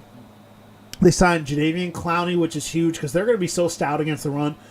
Contrary to popular belief, because people don't fucking know what they're talking about or what they're seeing, Jadeveon Clowney's not a good pass rusher. Nope. He ranks below top 25 in the league in pressures, and guess what? He's never had a 10-sack season. But you know what he ranks top 10 in every year? Russian defense. This team's going to be hard to move the ball on because you got Myles Garrett that's good at everything. Jadeveon Clowney's good at stopping the run. They got a bunch of hogs up front. They got good run-stopping linebackers. They also draft Greg Newsome, who's probably going to start for them. Jeremiah Usu-Karabo, who could start for them, who's a really good hybrid linebacker cover guy. I think with the roster that the Browns have on paper, they could potentially win 12, 13 games this year. And I think schematically, because the way this team's set up against the Ravens, I think the way the Browns are going to play, I think if they stay healthy, I think they're going to win the division. 12, 13 wins. I think it's a lock for them to win the division. I really do. I think they're going to win. I think those games of the Ravens are going to be competitive, but the fact that the Ravens are kind of weak in certain areas in the run game, I could see them running all over the Ravens, man. if those linebackers don't improve. I could see them running all over the Ravens, and if they can run all over the Ravens and Baker at least plays as good as he played last year, and if Odell stays healthy, I really like the Browns. I'm not one of these dudes that's like the Browns are going to the Super Bowl, but I like them to win the division. I just feel like God, like this roster's so talented. Like, how could they not like make a run? Okay, so this is their year. What do they do if they don't? Okay. What do they do if they don't make a run with this team? Like, then what? Coaching's going to be pivotal in this this. is going to be the anti-Browns a little bit right here. Browns are my lock to win the division. No, I don't. Been loaded. Still loaded. They have the best offensive line in the league. Loaded last year. We didn't even talk about that yet. Loaded best last offensive year. line in the league. Loaded last year. They were loaded then. Third place. It's crazy, right? Because, like, remember we talked about the Steelers? Nope. The Steelers roster, in my opinion, is not as good as the the Browns or the Ravens, but they still won 12 games. I'm telling you. Steelers played a lot of bad teams, though. This team is too finesse. You're not seeing the. You think they're trying to be something that they're not? I think Trade Odell. Too finesse on the wings. And I'm not saying you get a first round pick for Odell. Right, but I think it's too finesse there. I think you get a lot of names without getting a lot of dogs. And did you know one of the best? Who's that kid? Rashard Higgins for their team? Is it Rashard Higgins? Mm-hmm. Did you know that like one of the most accurate completion percentages is Baker Rashard Higgins? Like that's his go-to guy. Fucking trade Odell, start Rashard Higgins, man. So I think who's the kid from Michigan that plays for their team? Their fourth wide receiver. He was good last year for them too. Okay. Being the slot guy. So this is my thing with the Browns. So people want to tune in because there's talent. There's talent on defense. There's talent on the wings. Everything else like that. What ends up happening? You end up seeing the offense run, and it actually looks kind of pedestrian. I hate the offense. Dude, they ran all over everyone this year. Baker played great this year. I'm not saying running it. I'm not saying Baker's great. Right? I'm not saying running it. I'm not saying it's weird how that can happen sometimes, though. Right? I'm not saying running the ball. But there's something to say when the quarterback play. Everyone thinks it looks amazing. I'm gonna pull up his grades. And the thing is that it produces a third place team. Because we're not talking about the defense was horrendously poor. Baker Mayfield had an 82 grade last year. 3,600 yards, 26 touchdowns. Why does it feel? Why does his? There is something that's a little. Why does it quarterback feel? Do you think it's that they're not letting him loose? No, he only threw 26 touchdowns. He barely turned the ball over though. Okay. But if you were going to let him loose, he's loose. Wouldn't it have been last year? It's an opportunity. You still got your number one wide receiver. You still are loaded at the tight end position. You got two elite running backs. I know. And the best offensive line in the league. You have a phenomenal, you have a great defense even at that point. And it's they can let loose now. Like they were a top 10 defense last year, and they added 3 high-level players to the defense. Why are you third place? Last year they were third place, but the division could be the best division of football. Okay. But we're kind of knocking the Steelers. I'm just not into them. Right, okay, no. So even last year, the Steelers don't look that. If you compare the Steelers to the Browns on paper, who's more impressive? Coaching. It's coaching. I'm telling you right now. Mike Tomlin from Minnesota. No. So we keep... Okay. Jesse Ventura knew him, was at his wedding, married them. So this is what I'm going to say. And I know this is the same hot take everyone else says. But I'm just still... Baker Mayfield could be their quarterback. I just don't... I think people rate him higher than what he is. He's efficient. He doesn't turn the football He over. was slanging the pill last year. But it's not enough to get them out of third place. We'll have to agree to disagree. Right, but I'm still What do you know about Ruben Drowens, bro? right, but it still didn't get him out of Remember third place. Remember Ruben Drowens? So here's my take. I don't dislike Baker Mayfield. I don't dislike his game. You know what's funny? He's better than I thought he was going to be. But Is that bad? but we might be evaluating him in the wrong way. He might just be a chip and charge quarterback. And you want to put these high level weapons on the outside, but again, we're talking about someone that's look at that face. You don't get. you're two talking fucks. about someone that once he got to the NFL doesn't have a large arm. Actually, he has a pretty good arm, but Doesn't have a large arm. no, We're kind of saying the same thing about Tua. No, he's got a way crazier arm than And then Tua. also That's two totally different players. we're saying he comes into the league not as athletic as he should. That's be. true.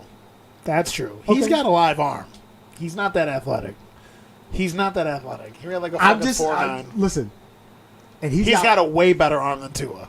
Well, it's got not. a couple more He's years. got a B He's got plus a couple arm. more years of Tua. I'm just saying, we get down the road with Tua, you're gonna find something very similar. I'm not disagreeing with you, but I'm just saying he's got a liver arm than you give him credit for.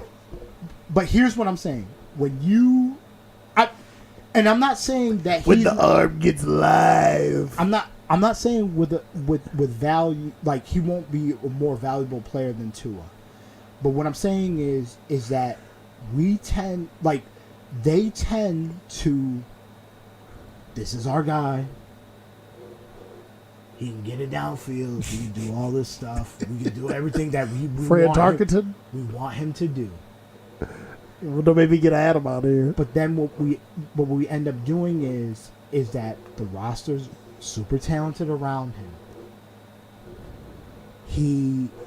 We put all the highlight plays out there for him that he makes. But he's still in third place. So what's your over/under for the Browns? So I think roster talent wise, I really think this is like the hardest division to figure out. No, I think roster wise, they're a 10-win team. They could So that's your be, ceiling, 10 wins. I think their ceiling could be enough to win the division at 13. I just don't think they'll get there. To me, a lot of times, so to me, when I've seen Baker Mayfield, and this is me seeing him, he doesn't move as well as I thought he did around the pocket or in the pocket. This is me. I think he doesn't read he doesn't read the field as well as I thought he did too. There's a lot of stuff that I've seen. No, the system he played in Oklahoma, I agree with you. The system he played in Oklahoma kind of made it easier for dudes to make their reads. Why do you think everyone's like, oh, what's it? Was it Con Coward with his dumbass takes on? He's like, I think they need to go get a Lincoln Riley, the guy that coaches all these quarterbacks in college. It's like I'm just evaluating his talent. A lot of times I'm just looking at him and I just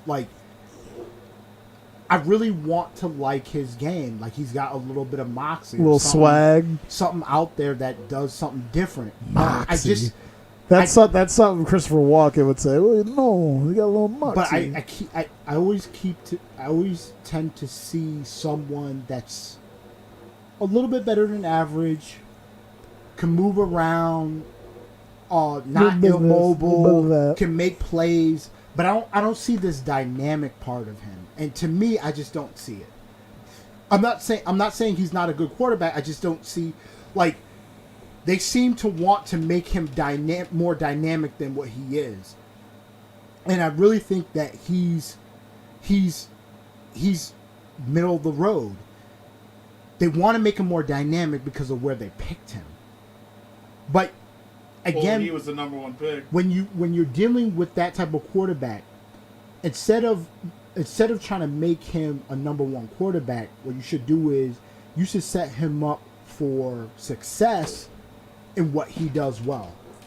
And I think sometimes they don't do that. They scheme it up and force him to do shit he's not capable.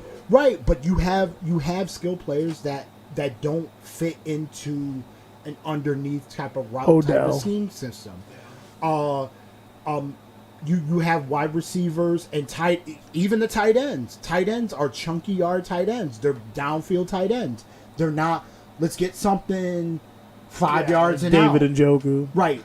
They're not those type of players. So you keep telling us that he's dynamic, surrounding him with dynamic players, while he's just not a dynamic quarterback when he's in his skill set. You're setting him up for failure. Well, again, why do you think you get third place grade all the time? Why do you think you fall in the third place? Because you're gonna play a way where your defense can be opportunistic and do all this stuff. But you're gonna play a way that is not successful for the quarterback. Right. I just don't feel that he's as dynamic as they want to make him to be. That's just my personal feeling, and I just have not seen it. Okay. So I've already said that. So I said the floor is not too low. I said the floor could be very high at 13. I just really see them somewhere around 11. Okay. Well, unfortunately for us, and unfortunately for my podcast, we have to talk about the Bengals now. Okay. My Bengals, love them to death. Added Trey Hendrickson, who I didn't like the pickup. He gets an okay amount of pressures, but a lot of his sacks are like late sacks, where like the pocket's broken down and everyone's missed, and then I don't know where he still comes from behind and gets a quarterback. I'm not sold on Trey Hendrickson. He only had 1 year of crazy production. I really love Mike Hilton, who we stole from he could be arguably the best slot corner in the league. We took him from the Steelers. I do like Chidobe Awuzie. I know he's a Cowboy defender. The Cowboys didn't play great defense last year, but he had a really good PFF grade. We bring in Riley Reef to play right tackle for us, who I think is solid. Larry Ogunjobi, who I think is solid. Ricardo Allen, it gives us depth, whatever. We drafted Lamar Chase, who I love, but he keeps dropping ball in preseason. I don't think that's going to persist in the regular season. Jackson Carman's probably going to get playing time, and I really love Joseph Osai, but he's on the IR now. He played really well all preseason. We lost A.J. Green, Geno Atkins, Carl Lawson, William Jackson III, John Ross, who sucks. He's a Giant now, which means he sucks even more. Bobby Hart. We lost Mackenzie Alexander, one of those used to be a Viking. I don't know. I love my team. I'm going to be rooting for them. I love the new jerseys and all that shit. I think we'll be competitive this year. I think we'll be way more competitive than people think. I think we're going to be tough on defense. Like, we're going to not be good analytically on defense, but we're going to play tough on defense. We got a lot of guys that I like. We picked up dudes that I like. Offensively, if Joe Burrow doesn't fucking die like he did last year, I think we're going to score a lot of points. I think we have one of the best young wide receiver trios. Our tight ends aren't that good. TJ Usama catches the ball well. Joe Mixon, God, can Joe Mixon fucking stay healthy? He's healthy. He's one of the best running backs in the league. He fucking just stay healthy for a season. You're going to see a lot of Joe Mixon this year if he's healthy. Offensive line still sucks. I think they did an okay job patching it up, but I would have loved to see them fucking go after the... Dude, we had Joe Tooney, the best center in the league this year. There was tons of guys we could have gone after. We didn't go after any of them. I mean, who knows? We're not in the war room. Who knows if we didn't go after them or not, but... Obviously, it's the Bengals. They don't come to play for us. Love Joe Burrow. I think if he's upright... Listen, let me tell you this about Joe Burrow. If Joe Burrow doesn't get hurt, our offensive line was arguably the worst offensive line last year, and he still was playing phenomenal in the games he played. If we even get that much production all season from Joe Burrow, dude, he only played in like 6 games, something like that. He threw 13 touchdowns. Imagine if that was the whole season, he would have thrown 30. Just like, what's-his-face from the Chargers. Joe Burrow's really good. I think our floor is the same as last year. I mean, we can win like 4 games. You know, because like, I could just see us being that bad. Ceiling, 7 games. I think if we're super competitive, we can win 7 games probably. I just think the division's way too good. When I look at the schedule, I think there's a lot of games we could win. And if I'm being brutally honest about the games we could win outside the division, we could possibly win 8 or 9 games, but I don't see it. I say 7. I think we're last in the division, but I think we're competitive. I think we get respect. All I care about is Joe Burrow just staying healthy. Can the kid just fucking stay healthy all year and put in a full fucking season? What I'm looking forward to is, what do we do from here? Can I just get my kids to stay and I love it because, like, I know obviously you're going to be 42, right? This spring? No, 43. Or 43 this spring, right? When's your birthday? February. That's what I thought. This spring you'll be 43. I'm going to be 31 this month. So I got to call these kids now. How weird is that? I just want to see my kids, like, be healthy this year and play and get experience and be competitive and play. I'm looking ahead. Like, I want to see what we do 2-3 years from now and who we pick up. Our head coach now, he's not going to be our head coach. I'm hoping that when that time comes, there's someone available that we could pick up to put the talent that I think we do have to good use. Again, last in the division, I would be happy if we won 7 to 9 games. That would make me happy. But I 7's the ceiling. Okay, so what scares me about this is... God, if Burrow gets hurt again, I might have to stop watching football. The teams in the division work on pass rush. Getting after the other teams in the division. That's how they build this division. It's in the trenches. It's tough-nosed. I'm a little bit nervous for this team because we sat there, free agency, we watched free agency, we watched the draft. They've allowed really good offensive linemen to pass through. But what you done is you went and got wide receivers, you went and got skilled players on the outside, defensively, all that.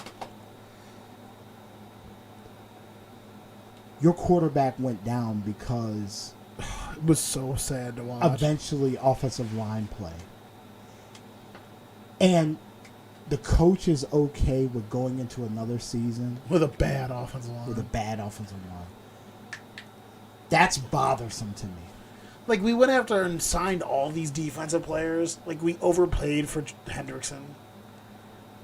Like, why were you not trying to take that money to go get, like, the high-level guards that were on the market or the fucking best center in the league?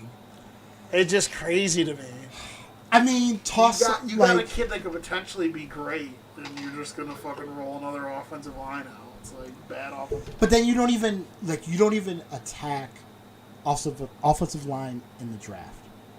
We did in the second round. Second round. But right, I would have liked the offensive tackle in the first round. And it's not a reach there. Right, and like so their like I've always said, their logic, this is what their logic is. We run more 3 wide receiver personnel than any other team in the league by a massive margin. It's by like 9% or some shit. So I think what they were thinking to themselves was,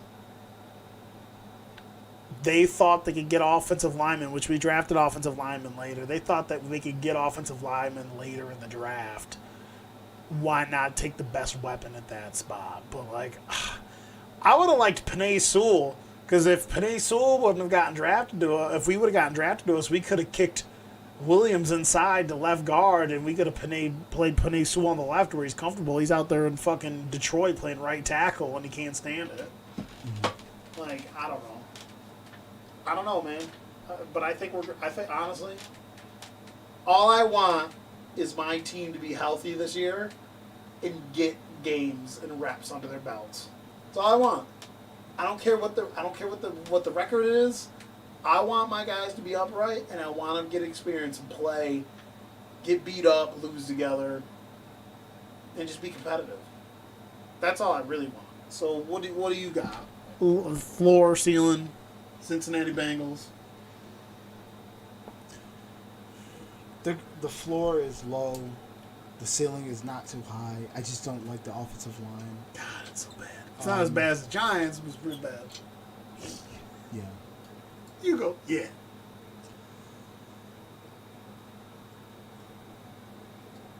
At least Jonah Williams is pretty good. My left tackle solid. That's about it. Can Jackson Carman just be good at right tackle? Like, what the fuck? Right guard? Like, what the hell? Just protect him this year, man. Just protect him.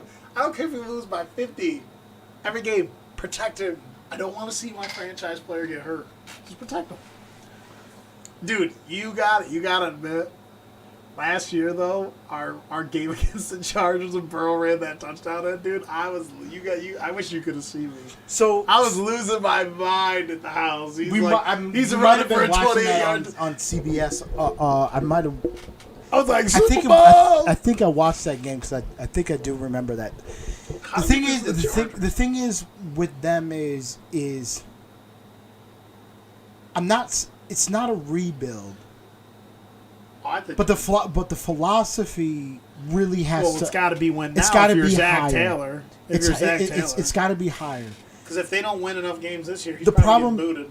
Right. The problem is that the deficiency on upgrading the offensive line, which should have been like the number one, and maybe you just decide, okay, maybe we signed all can't these bring in defensive anybody free players. agency wise, but then we'll go after the draft pick. But the idea, like you're saying, to go with 3 wides is not in the end going to be this. That's a weird philosophy. No, we'll just send fast guys out there. We won't worry about the offensive line. Well, if the dude has no chance right from the jump off the snap, and obviously he got hurt because the offensive line was very poor, the philosophy is bad. Their idea is, and I've heard a lot of places I trust me, like teams. I've heard a lot of places, especially like the dudes at PFF always say this, and they do things differently. They're like, if you can't get good offensive linemen, then your next solution is to get good skill players, because you can get the ball in their hands real quick. You can scheme it up so it's like you get the ball out fast instead of having to have your linemen to hold regularly. But it's like, bro, like, look how good the athletes are today. How fast can you really get the ball out all the time? You play fucking Cleveland, you got Myles Garrett fucking on the edge there. How fast can you really get the ball out, dude? You know what I'm saying? I don't know. I love the player. I think he's going to be good. At least people are freaking out over the drops. I think Chase will be fine. It's just the lack of He also looks tiny, though. Have you seen him? the He looks tiny. I don't like that. the lack of really upgrading a position that where you immediately saw where the problem was is build it from the inside out. They didn't do that. I think they're probably exactly where they are. They get 4 wins. They get some good signature wins that'll feel good for the team. I just don't. I see the ceiling maybe about 7. That's where I'm at. It's just poor execution on really upgrading at the position that you really needed to was offensive line. I'm not saying you didn't need to upgrade everywhere else, but you saw your quarterback flourish until he went down because there was poor offensive line play. And that's the thing that's crazy was, like you said, he was playing so great, even with like, Flourishing. the worst I mean, offensive line in the league. And he was playing exceptional. Why would you not be like, yo, listen, no matter what we do, no matter if I'm still here as a coach, if I can keep this dude upright, I can implement my system where we can be extra competitive. They didn't want to do that. Yep, so we're in agreement on the friggin' Stangles. I'll be rooting for him. 7 is the ceiling. I say 4 is the floor. Just like last year. AFC South. Tennessee Titans. This is one of the teams I'm the most interested in. The other team in their division is who I'm really interested in too. I was so interested in the Colts this year, but they've been having issues. Tennessee Titans. I love some of the stuff they did in the offseason. What do you think about the Tennessee Titans? They're a team that I think people are forgetting about. regular season, they have a great plan on how to win games and move forward from there. My only issue with them is when they get to the playoffs, they like to play a slowed down game. But when the team comes out, hits them hard, puts points on the board, they're not able to catch up. And that was to end up being their Achilles heel. So regular season, offensively, this team's going to get to the playoffs. It's not going to be a problem for them. Their defense is going to be improved too. Their problem is going to be the teams that you see in the playoffs. They're not slouches. They're going to have some type of weaponry, whether it's defensively, whether it's going to be offensively. If they keep running into teams that can score, they're going to be a team that's going to be fighting an uphill battle. Because Tannehill is good. He can get the ball downfield. He's improved on that. They rely on the run. They added Julio. But I'm not convinced that Tannehill is the quarterback from previous years that's going to get Julio Jones the ball as much as he's probably going to need for him to be as effective. You don't think with having as good as a wide receiver as Brown is the other side, Julio's going to help him? They had Shark. They had other players. It wasn't good enough. And the thing is that it's not the passing game that they rely on. It's the run game. And so when Julio's talented, Brown is talented, but they know who gets the ball first. So the ball is going to the running back. If they get stopped there, it makes their offense pretty clunky. Tannehill is very much improved. I do admit to that, and that is a surprise to a lot of people. And this team has flourished under putting him under center, and he's very accurate. He's consistent. He doesn't turn the football over as much as he's done before. But my thing is that I don't know if a big wide receiver actually improves them as a team as much as... Well, you got to remember, you're talking about a guy who plays the best ability is literally like everything a wide receiver can do. It's not just your average... This is a dude. This is a Hall of Famer. But it's he's always, on his back nine. I know. No. It's not about him. I'm still not. No, I know. I'm still not convinced Tannehill is. We have a certain someone that says guys like Tannehill's all you need. That's not how. Again, that's not my philosophy.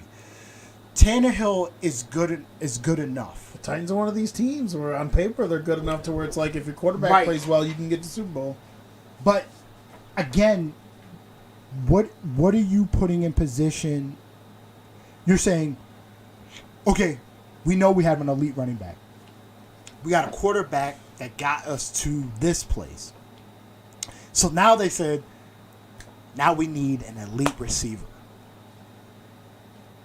But are you fully evaluating your quarterback correctly in that respect? I think they're all in on Tannehill. I feel like, to me right now, at the level he's playing at, he's like a B plus quarterback.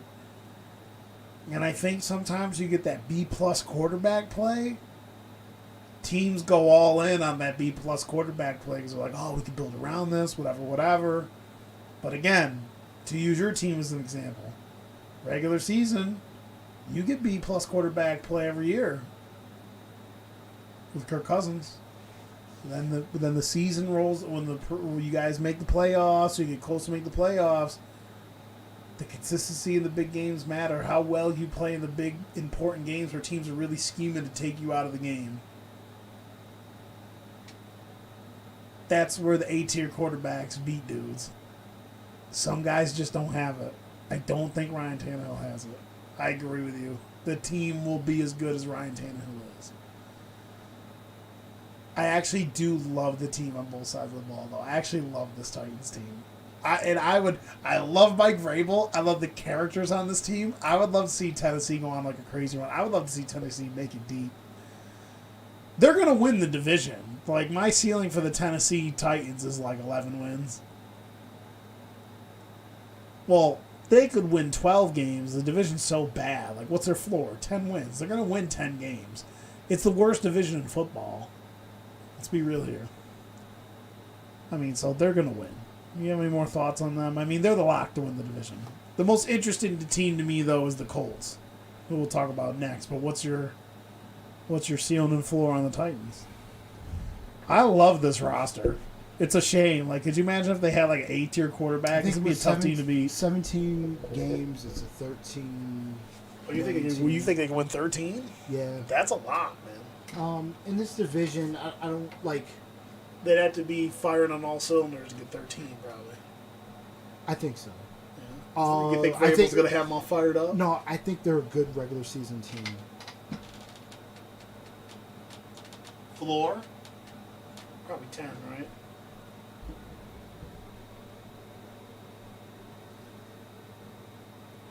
Floor's probably 10. Yes. Floor's 10. I don't like the Bud Dupree signing. That's just me. I think Bud Dupree's a little overrated, but they could have had, like, they even talk about here. They said Bud Dupree. They could have had Yannick Ngakoue, Trey Hendrickson, Carl Lawson, Matt Judon, or Hassan Reddick for less than they spent on Bud Dupree. I'm not a fan of Hassan Reddick, but okay, Colts. Coming into the season, the Colts was the team I was most interested in because they traded for Carson Wentz. I'm like, finally we get to see Carson Wentz on a team with a good offensive line and all that happy stuff. Team plays defense.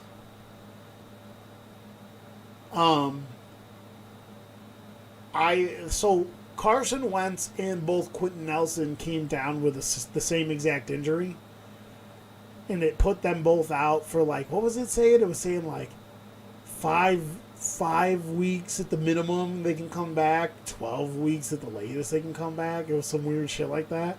But apparently they're on pace to play early in the season. But I do think the absence of Carson Wentz and the absence of Quentin Nelson, like if they don't play games and they're not healthy and playing to the best of their ability, I think it'll put them behind. I think the Colts' offensive weapons are kind of garbage. Like they're not going to have T.Y. Hilton. I like Michael Pittman. You know, I love their running back. I love their offensive line. Defensively, they're solid, but I think they've lost some players. I think the defensively are going to take a step back. Colts, for me, if Carson Wentz comes back and is healthy, plays the best ability, Quentin Nelson comes back, plays the best ability, they could vie for the spot. They could vie for the top.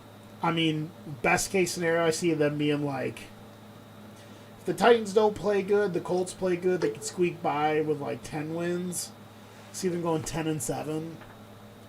But I also think that the Colts are 2 seconds away from falling apart. Like, if they have a couple more injuries, they already got injuries to two of their most important players. I could see them not being good due to health. I could see the Colts winning like 7 or 8 games due to health if they're not healthy. Colts have always been one of those franchises that have a track record of dudes being hurt all the time, too. Isn't that weird? Mm-hmm. Remember how good Bob Sanders was? He was just injured his whole career. But yeah, my floor for the Colts, 7 wins. My ceiling for the Colts, 10, maybe 11 wins.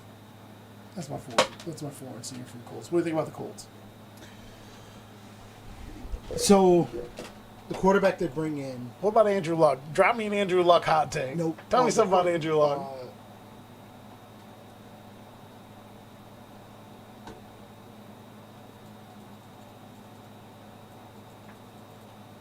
Trying to find their key additions, adds and losses.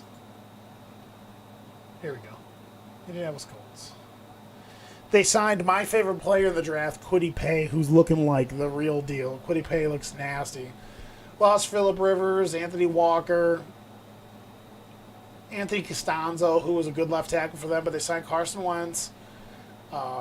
They re-signed T.Y. Hilton, Xavier Rhodes, Marlon Mack, Julian Davenport. I love Kwity Paye, dude. Kwity Paye's an animal, man. 6'5", 278 pounds. He literally had like one of the fastest like 3-cone shuttles and stuff, being that big. Dude's a beast. Kwity Paye's going to start for them. He could possibly vie for Defensive Rookie of the Year. I love Kwity Paye. What do you think about the Colts, man? I don't know when Carson Wentz or Quentin Nelson are coming back. I love Quentin Nelson. Quentin Nelson's a fucking man. So they're going to be. They're like a weird one, right? They're hard to figure out. They're going to probably be lacking at the quarterback position, only because Carson Wentz has been a little bit defiant, and this is I could care less vice versa because we're talking about football, but the COVID issue, and then we're also talking about just being healthy. This is not a really great start for this team, as him not being healthy enough to possibly not even get into the first game. And it wasn't that long ago where we thought that this dude was going to be the goods. And now he's here. He's with his guy, Frank Wright. And it's not off to a good start. And they put a lot in to get him in there. Because obviously Frank Wright believes in him. This team offensive line is one of the top offensive lines in this league. Young defense. This team is ready to pop.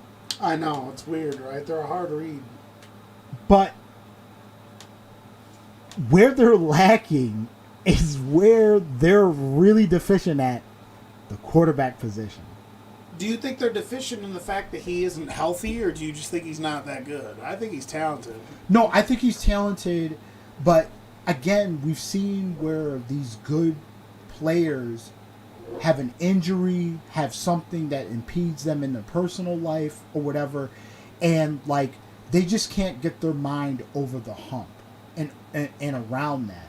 So what ends up happening is that they end up faltering, and his kind of thing is he got injured and just hasn't gotten back to the level that we've seen him being capable of. He was all world. He led that team to the playoffs, to eventually them getting to and winning the Super Bowl. Without his play, they're not there. Without his play, they're not in the number one seed. Without his play, they don't get that opportunity to win that Super Bowl, which they did. So his level of play was high level at a young, he played most talented of the season, age. right? Yes. Yeah. Until went down with the leg injury. And then Foles cleaned it up. Yeah. But let's be honest, Foles cleaned it up. It was all Carson Wentz leading them up there. Good coaching.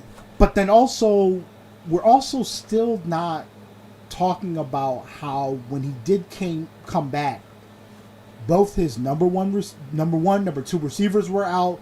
He was dealing with practice squad players at wide receiver. Dude, they made the playoffs that one year, remember? And it was literally just him holding them together on offense. Offensive line was getting hurt, shaky. Did they make the playoffs that one year? Or they got close or some shit? No. What was the year they were like borderline 500, remember? And it came down to them and the Cowboys. And the Giants. They did not. So they end up being way the odd man out. But the problem is he played, but he was rolling with practice squad players. Like Travis Fulgham and all those guys. Ward and all these other guys. Yeah, they were still competitive. Right. The problem is that in the end, that's not going to send you over the edge. So, again, if you're not going to give him the best talent and you're going to make him struggle, and then also it doesn't build confidence down the road. But he's caught the injury bug right now. Maybe they can get him back on the field. He can right the ship, because it seems like he has the ability to be a front guy at the quarterback position. The talent is there. We've seen that. It's just whether he can get back to that level. That's really where they're deficient at. Is there. They're young, talent, defense, loaded. Offensive line, probably one of the best. Really good running game. Running game. That offensive line is... I think they need their young wide receivers to play well this year, though. But again, Pittman needs to step up. But again, we're getting into they don't have T.Y. Hilton. We're getting into a spot where the offensive line, a couple years down the road, could be really, really good. But these guys are going to want money. Right, that's true. And it's going to break up. But what's Carson Wentz's contract? If Carson Wentz stays on the team and plays well, you got him on a deal for like 4 years. But again, remember, these rookie deals come up at 3-4 years. Well, it's not his rookie deal. He got no. I'm talking about the offensive line. Yeah, Quentin Nelson's going to get paid. The defensive players too. Oh, them too. So the so linebacker, who's a linebacker, it's really good. Darius Leonard. They got Malik Hooker, who they just paid. So the problem is that they're gonna hit the market. They're gonna get high level money on the market. So they're ready to strike right now. He's got to get healthy now and help this team out now. Nelson. So it was a team I was most interested to see in what this team is talented, and again, if you look at the rating, they're top 5. Yeah, their offensive line last year was ranked 4th. Defensively, they were ranked 5th as a whole. Quarterback play was just it was Phillip Rivers. Like, he did enough to get him to the playoffs. Like, he didn't turn the ball over a lot. But the problem, like I said, they had T.Y. Hilton last year, though. Looks like they might not have him this year. Nope. I don't think so. To be honest, I think they re-signed Marlon Mack, which is good. To be honest, it's really what they get out of the quarterback position is really what's going to lead them to maybe the front of the division. I do just see them again at second place in this division. Me too. Only because that I just think that the Tennessee roster is talented, and if the quarterback position is a toss up, it's gonna be tough sailing for them to get through games. And I'm not saying they won't win games, but it's gonna be tough if you don't have consistency at the quarterback position. I think Wentz is gonna miss at least half the season. They're supposedly he's going to be back early. They said the timeline was anywhere between 5 to like 10 weeks or some shit. For him and Quentin Nelson had the same injury. So, I mean, who knows? Who knows when they come back? They're acting like they're coming back early. But so what's the ceiling on the floor for your Colts? Well, for the Colts. Quarterback play 12. No, 12? That's high. Right. That could win them the division. Possibly, but I don't. I think that is high. It's not. I don't think that'll happen. But I can see them shooting for that. If you don't have the consistent quarterback play or your starting quarterback, I could possibly see 7 here. Yeah, I say 10 at the highest, 7 at the lowest. So we're similarly in agreement. Moving on to the Texans. Now, I think the Texans could be the worst team in football. A lot of people are like, there's a lot of dudes that are trying to act like, oh, the Texans are going to be better than you think. Dude, I don't know what to really say about the Texans. They lost all their best players. Their best player is Brandon Cooks. They're starting Tyrod Taylor. No semblance of a run game. Offensive line, they got like a solid left tackle. That's about it. And Lermy Tunsil. Defensively, that's going to be a patchwork job, like a hodgepodge patchwork job. They got a couple like solid corners. A couple okay linebackers are like long in the tooth. Defensive line's nothing to shake at. Honestly, like the Texans are going to be vying for the number 1 spot. Lowest case scenario. Well, and who knows what's going to happen with Deshaun Watson? That's the big elephant in the room. I mean, if I was the Texans, supposedly people are fielding offers. I'd fucking trade him. You know how much you can get for him? The Eagles have so many first-round picks. You can trade the Eagles. You can trade Miami. I would just get rid of him. That's their problem if he ends up fucking going away. I would trade his ass. But the problem is that because they don't know if you even get him on the field, no one's going to give up their assets to get him. Supposed to be the Eagles are willing. Nah, I don't think they're that stupid. Because again, if you give up that many assets and he's never able to play for you, the fan base there is so volatile that you it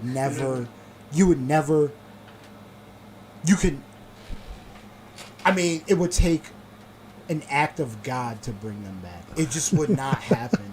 I mean, it would go back to the days of throwing batteries on the field at the players. Did you hear the rumors that supposedly Miami wants to trade, but the Texans said, we'll trade you, but we don't want Tua back. This just shows you how dysfunctional this organization is. Whether Tua ends up being fantastic or not, you have to throw darts at quarterbacks. And Tua's contract's not big. It's a rookie deal. What kind of organization's like, yeah, we're not going to take a talented young quarterback back in return? Give us all the picks and shit. Why wouldn't you take Tua? Who the fuck you going to draft in this draft? I don't like any of the quarterbacks in this draft. You mean to tell me you ain't going to ask for Tua back in that trade? It just shows you how nuts the Texans are. Fuck the Texans. I'm so sick of the Texans. Their shit-ass organization. Shit-ass coaches. Shit-ass GMs. Fuck the Texans. 0 wins is the floor. 0 wins is the floor. 4 wins is the ceiling. They can suck. Here's the sad thing. They're worse than Atlanta. I actually Fuck the think with Texans. Tyrod Taylor running the show, I actually think they can get a couple wins because he doesn't turn I it actually over. like Tyrod Taylor too. So, but I don't. Okay, 1 win is the floor. Let's go, Tyrod. I think the floor is about 2. It is loose. But I think the ceiling might be 4 or 5. Maybe. God, fuck these guys. Because they lost, Fuller. They lost. everybody. There's no DeAndre Hopkins Did there. you know Brandon Cooks is still only 28 years old? That dude's been playing. He's fantastic, and that dude's been playing in the league since he was 20. Like, that's crazy. If I was him, I'd be trying to get out of there. But do you see the hookup between Tyrod Taylor and Brandon Cooks? It's just don't get. No. There's nothing. Well, there. remember the time that the Tyrod took the Bills to the playoffs, and Tyrod didn't see that he had a wide receiver open on a post, and they would have won the game. They would have gotten in the playoffs or won the playoff game, or whatever. And Tony Romo's going losing his mind on the fucking commentator booth. He's like, he had a guy wide open and even look and all this stuff. So I don't. Tyrod's still my dude though. I like Tyrod. Chuck up I the just don't. dues I for just Tyrod. like. He always gets put in these bad situations. No, poor guy. What's the deal with he thinks he's gonna get playing time all the time, and then they don't play him. It's like, poor guy. But also some of his gameplay, he's just failure to launch. So, And it was like, so I do see them. I see them low ceiling 2. I see them high 4. I don't see them above where they are, and we're lucky if they get 4. The roster has been depleted. They let all the good talent go. They don't Everyone's want to pay gone. anybody. They put this new coach in such a terrible position. Cully, he'll be gone. Watson will not play this year because eventually they'll put him on an exemption list. No one's going to trade a ton of assets for someone that they might not, that they think that might not play. It would destroy their franchise immediately. You're better off trading a ton of assets and getting a number 1 pick and letting him be a bust. Yeah, I mean, I'm wouldn't- trying to be like theatrical. Well, let's be real. Texans are in bottom of in the all division. actuality, I'm not trading Sean Watson. No. Like when you got a blue chip quarterback that's literally like fringe like top 7 best in the league, you got to keep that guy. Especially if he comes out clean on the other end of this. If I was the GM, I'd And be then you like, can rebuild. Yeah, I'd be like, listen, bro, you got Give him the money. you got away with this And- shit. no. But at that point, You're ours now. You're playing with us. But at that point, you have all the money. yeah. You don't have you traded everything else away. You can rebuild around him, and then at that point say, what do you think you need, and Right. we can get this done. Right. And then all of a sudden there's a Right. renewed fervor in him. Yeah, You like that word, fervor. Yeah, you gotta keep the elite quarterback. There's a renewed faith in the Just organization. be like, by hey, going don't be after him. wagging your dick at massage parlors, all right? Which I think is going to put the Jaguars way above them. Yeah. So moving on to the Jags, I actually like the Jags to be like competitive, solely because of like the positions they're good at. They got really better. They got a lot better at corner. They got some good young pass rushers. Their interior defensive line kind of buns. They got some solid linebackers. Like they got one thing you can say about the Jaguars, they're athletic everywhere. They're athletic all over the defense. They're athletic at wide receiver. They got a good little running back core. They got Trevor Lawrence. Offensive line's kind of trash. Who knows how it's going to work out with who's their head coach there? I always forget his name. Urban Meyer. I feel like if Trevor Lawrence plays the best of his ability, and if the defense could be as solid as I think they could be. I like some of the guys they picked up this offseason. Their wide receiver core, in my opinion, is kind of like a little sleeper wide receiver core. Chark is super underrated. Laviska Shenault, if he stays healthy, he's nasty type of dude. You can run him out of the backfield, get the ball to him all over the place.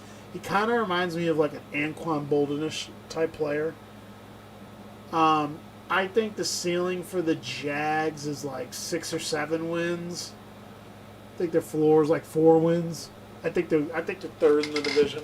I don't think they got what it takes to sniff the Colts or the Titans, but I think they're going to be #fun to watch. I love their offensive weapons.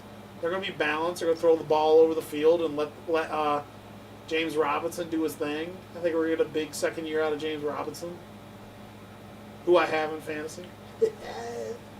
I think they move up in this division. I don't think they move past 3. I think the Texans are a dumpster fire. Could they be poised to be the future of the division now with Trevor Lawrence? No.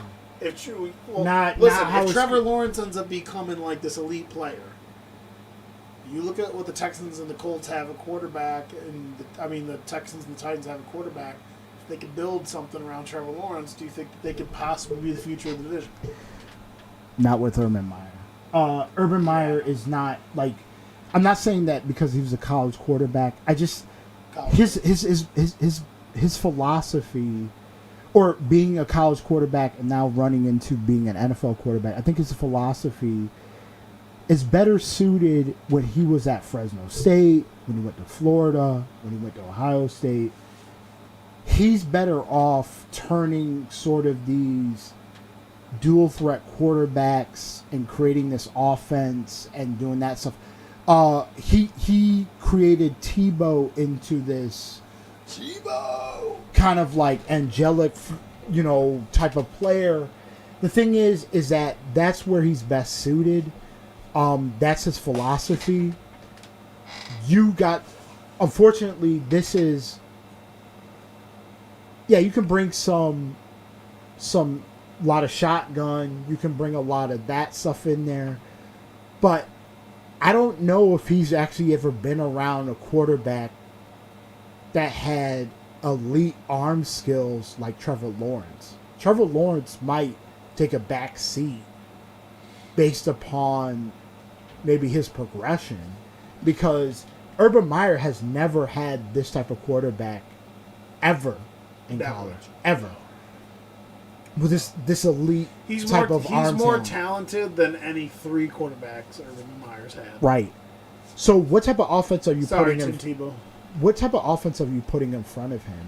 Dude, they drafted a running back and we're going to play him at wide receiver. Travis Etienne wasn't that great of a pass catcher in college. I don't know what the fuck these dudes are looking at. And now he's gone for the season. Is he injured? He's done. ACL. Whatever, they can make a fucking difference. Wouldn't matter. And I thought that they were trying Then you could have gotten him in the second round. And this is what I thought. They used him for 4 years. Etienne. Did they really? Too many miles. Ugh. He's like ACC leading rusher. Really? Yes. Blech. And I think TD holder in the ACC. Blech. The problem is that those type of running backs are just too long in the tooth. So now you get him and then fucking blows out his knee. My thing is like, instead of trying to build up the Jacksonville Tigers, why don't you try to build up the Jacksonville Jaguars? Yeah. Don't build a whole team full of Clemson Tigers to make it comfortable for Trevor Lawrence. What you need to do is just get the best talent on the outside, on the offensive line, and in running back. I think they just had good running backs. Like, you could have gotten an offensive lineman or another weapon. The key ingredient is the coach, and the coach is inexperienced on the NFL level. Yeah, you're not into him. Adam's not either. I'm not into him. This is a coach that I'm not into. I thought it was a random hire, man. Right. Like, what? The thing is that his best attribute is building a college team into a powerhouse. He knows how to talk to the families. He knows how to talk to the players. And he has a set philosophy when it comes to offense. He's got a philosophy when it comes to defense. And he's really good at that. He knows how to do it. Everywhere he lands in college is just gold. I don't think he knows what he's doing on the NFL level. I think this is a step back for All Trevor of a sudden, Lawrence. Jacksonville's like dirty. We'll see, but I don't see it on the defense. Offensively, like they brought some pieces in, but then they made some weird moves in the draft. I don't think the moves are really NFL type moves. I think they're really collegiate, really adolescent type moves. I think offensively they're gonna be fun. I do believe in I do believe in Trevor Lawrence. I do believe the talent, the guys that their skill positions. I really love their skill position players, so I think they'll be like fun to watch a little bit. Like I think they'll surprise people with how many points they can score. But dude, they'll probably turn their offensive line so bad. They'll turn the ball over. This team defensively is going to get after both of these bottom sure. feeders. Well, I do think the Jazz can score some points though. And we're not even looking at their schedule. I think they're not set for success. And They only scored 306 points last year. Titans scored 491. I don't think necessarily that they're going to that this team is built for like the wins are going to be positive wins. I think that wins are going to be detractors for this team. I just don't think they're Still rebuilding. I just don't think they're adult NFL coaches in the league. No. Nope, I just don't think. No, I agree. I agree with that. Well, hey, that's the AFC wrap up. Short notice. Tom felt a little frisky tonight. Was like, hey, I'll come over and drop dimes. So figure we get it out of the way. And I'm gonna try to do a weekly podcast every week, whether I'm by myself or whether someone's here, and just break down the games that I watched and the highlights and stuff like that, and just have my takeaways from and anyone else who comes on takeaways. Try to do it every week. I think I'm gonna try to do it Tuesday evening. So I'm going to try to do, because I go to the gym Wednesday. So Tuesday evening after Monday Night Football. Dude, it's here. Football's here, baby. Are you ready for some football? Well, Monday Night Party! From here on out, I might have the opportunity. Let's just move forward. Yeah, whatever. That's a conversation for Let's another just day. move forward. Any closing thoughts? You excited for the NFL season? Man, I'm excited every year for the NFL season. I'm super pumped. I just want my team to be competitive. Our teams play each other week one. Want to make a bet? I already got a $10 bet. My buddy Fred's got a $10 bet down. Now, I'm not a person that makes bets. I already made a bet with my girlfriend. Listen, he's got a Viking. He's got a Viking spitted on. You heard the $100 bet that I made with my girlfriend. I don't remember hearing that. The bet about my nephew. And yeah. So I'm already on the books for $100. That you said that I might still. That you were in agreement that I might lose that. Yeah, well, dude, whatever, dude. Bengals are gonna beat the Vikings week one. You heard it here first. It's going down. We're gonna have to Swaggy Kirk. Let's go. Listen, Sunday. Listen, someone has a little bit more money on this game, and I don't want to hear any sour pussies on the back end. No, I care about the Broncos and the Giants game. That's the game I'm watching this weekend. Our Broncos, baby. That's the team right there. We love the Broncos roster. So keep, if you have listened to the podcast, hold us accountable for our picks. Yep, I might make a spreadsheet. Yeah. So I don't mind the criticism. Hold us accountable. We're down for the banter, and we'll go back and forth with anybody that's willing to listen and willing to get after us. We'll be back. We'll be back like bra straps. This is the Keeping It G Real podcast. Mr. Nasty Time on all platforms: PlayStation, YouTube, Twitch. We'll holler at you later. We're out.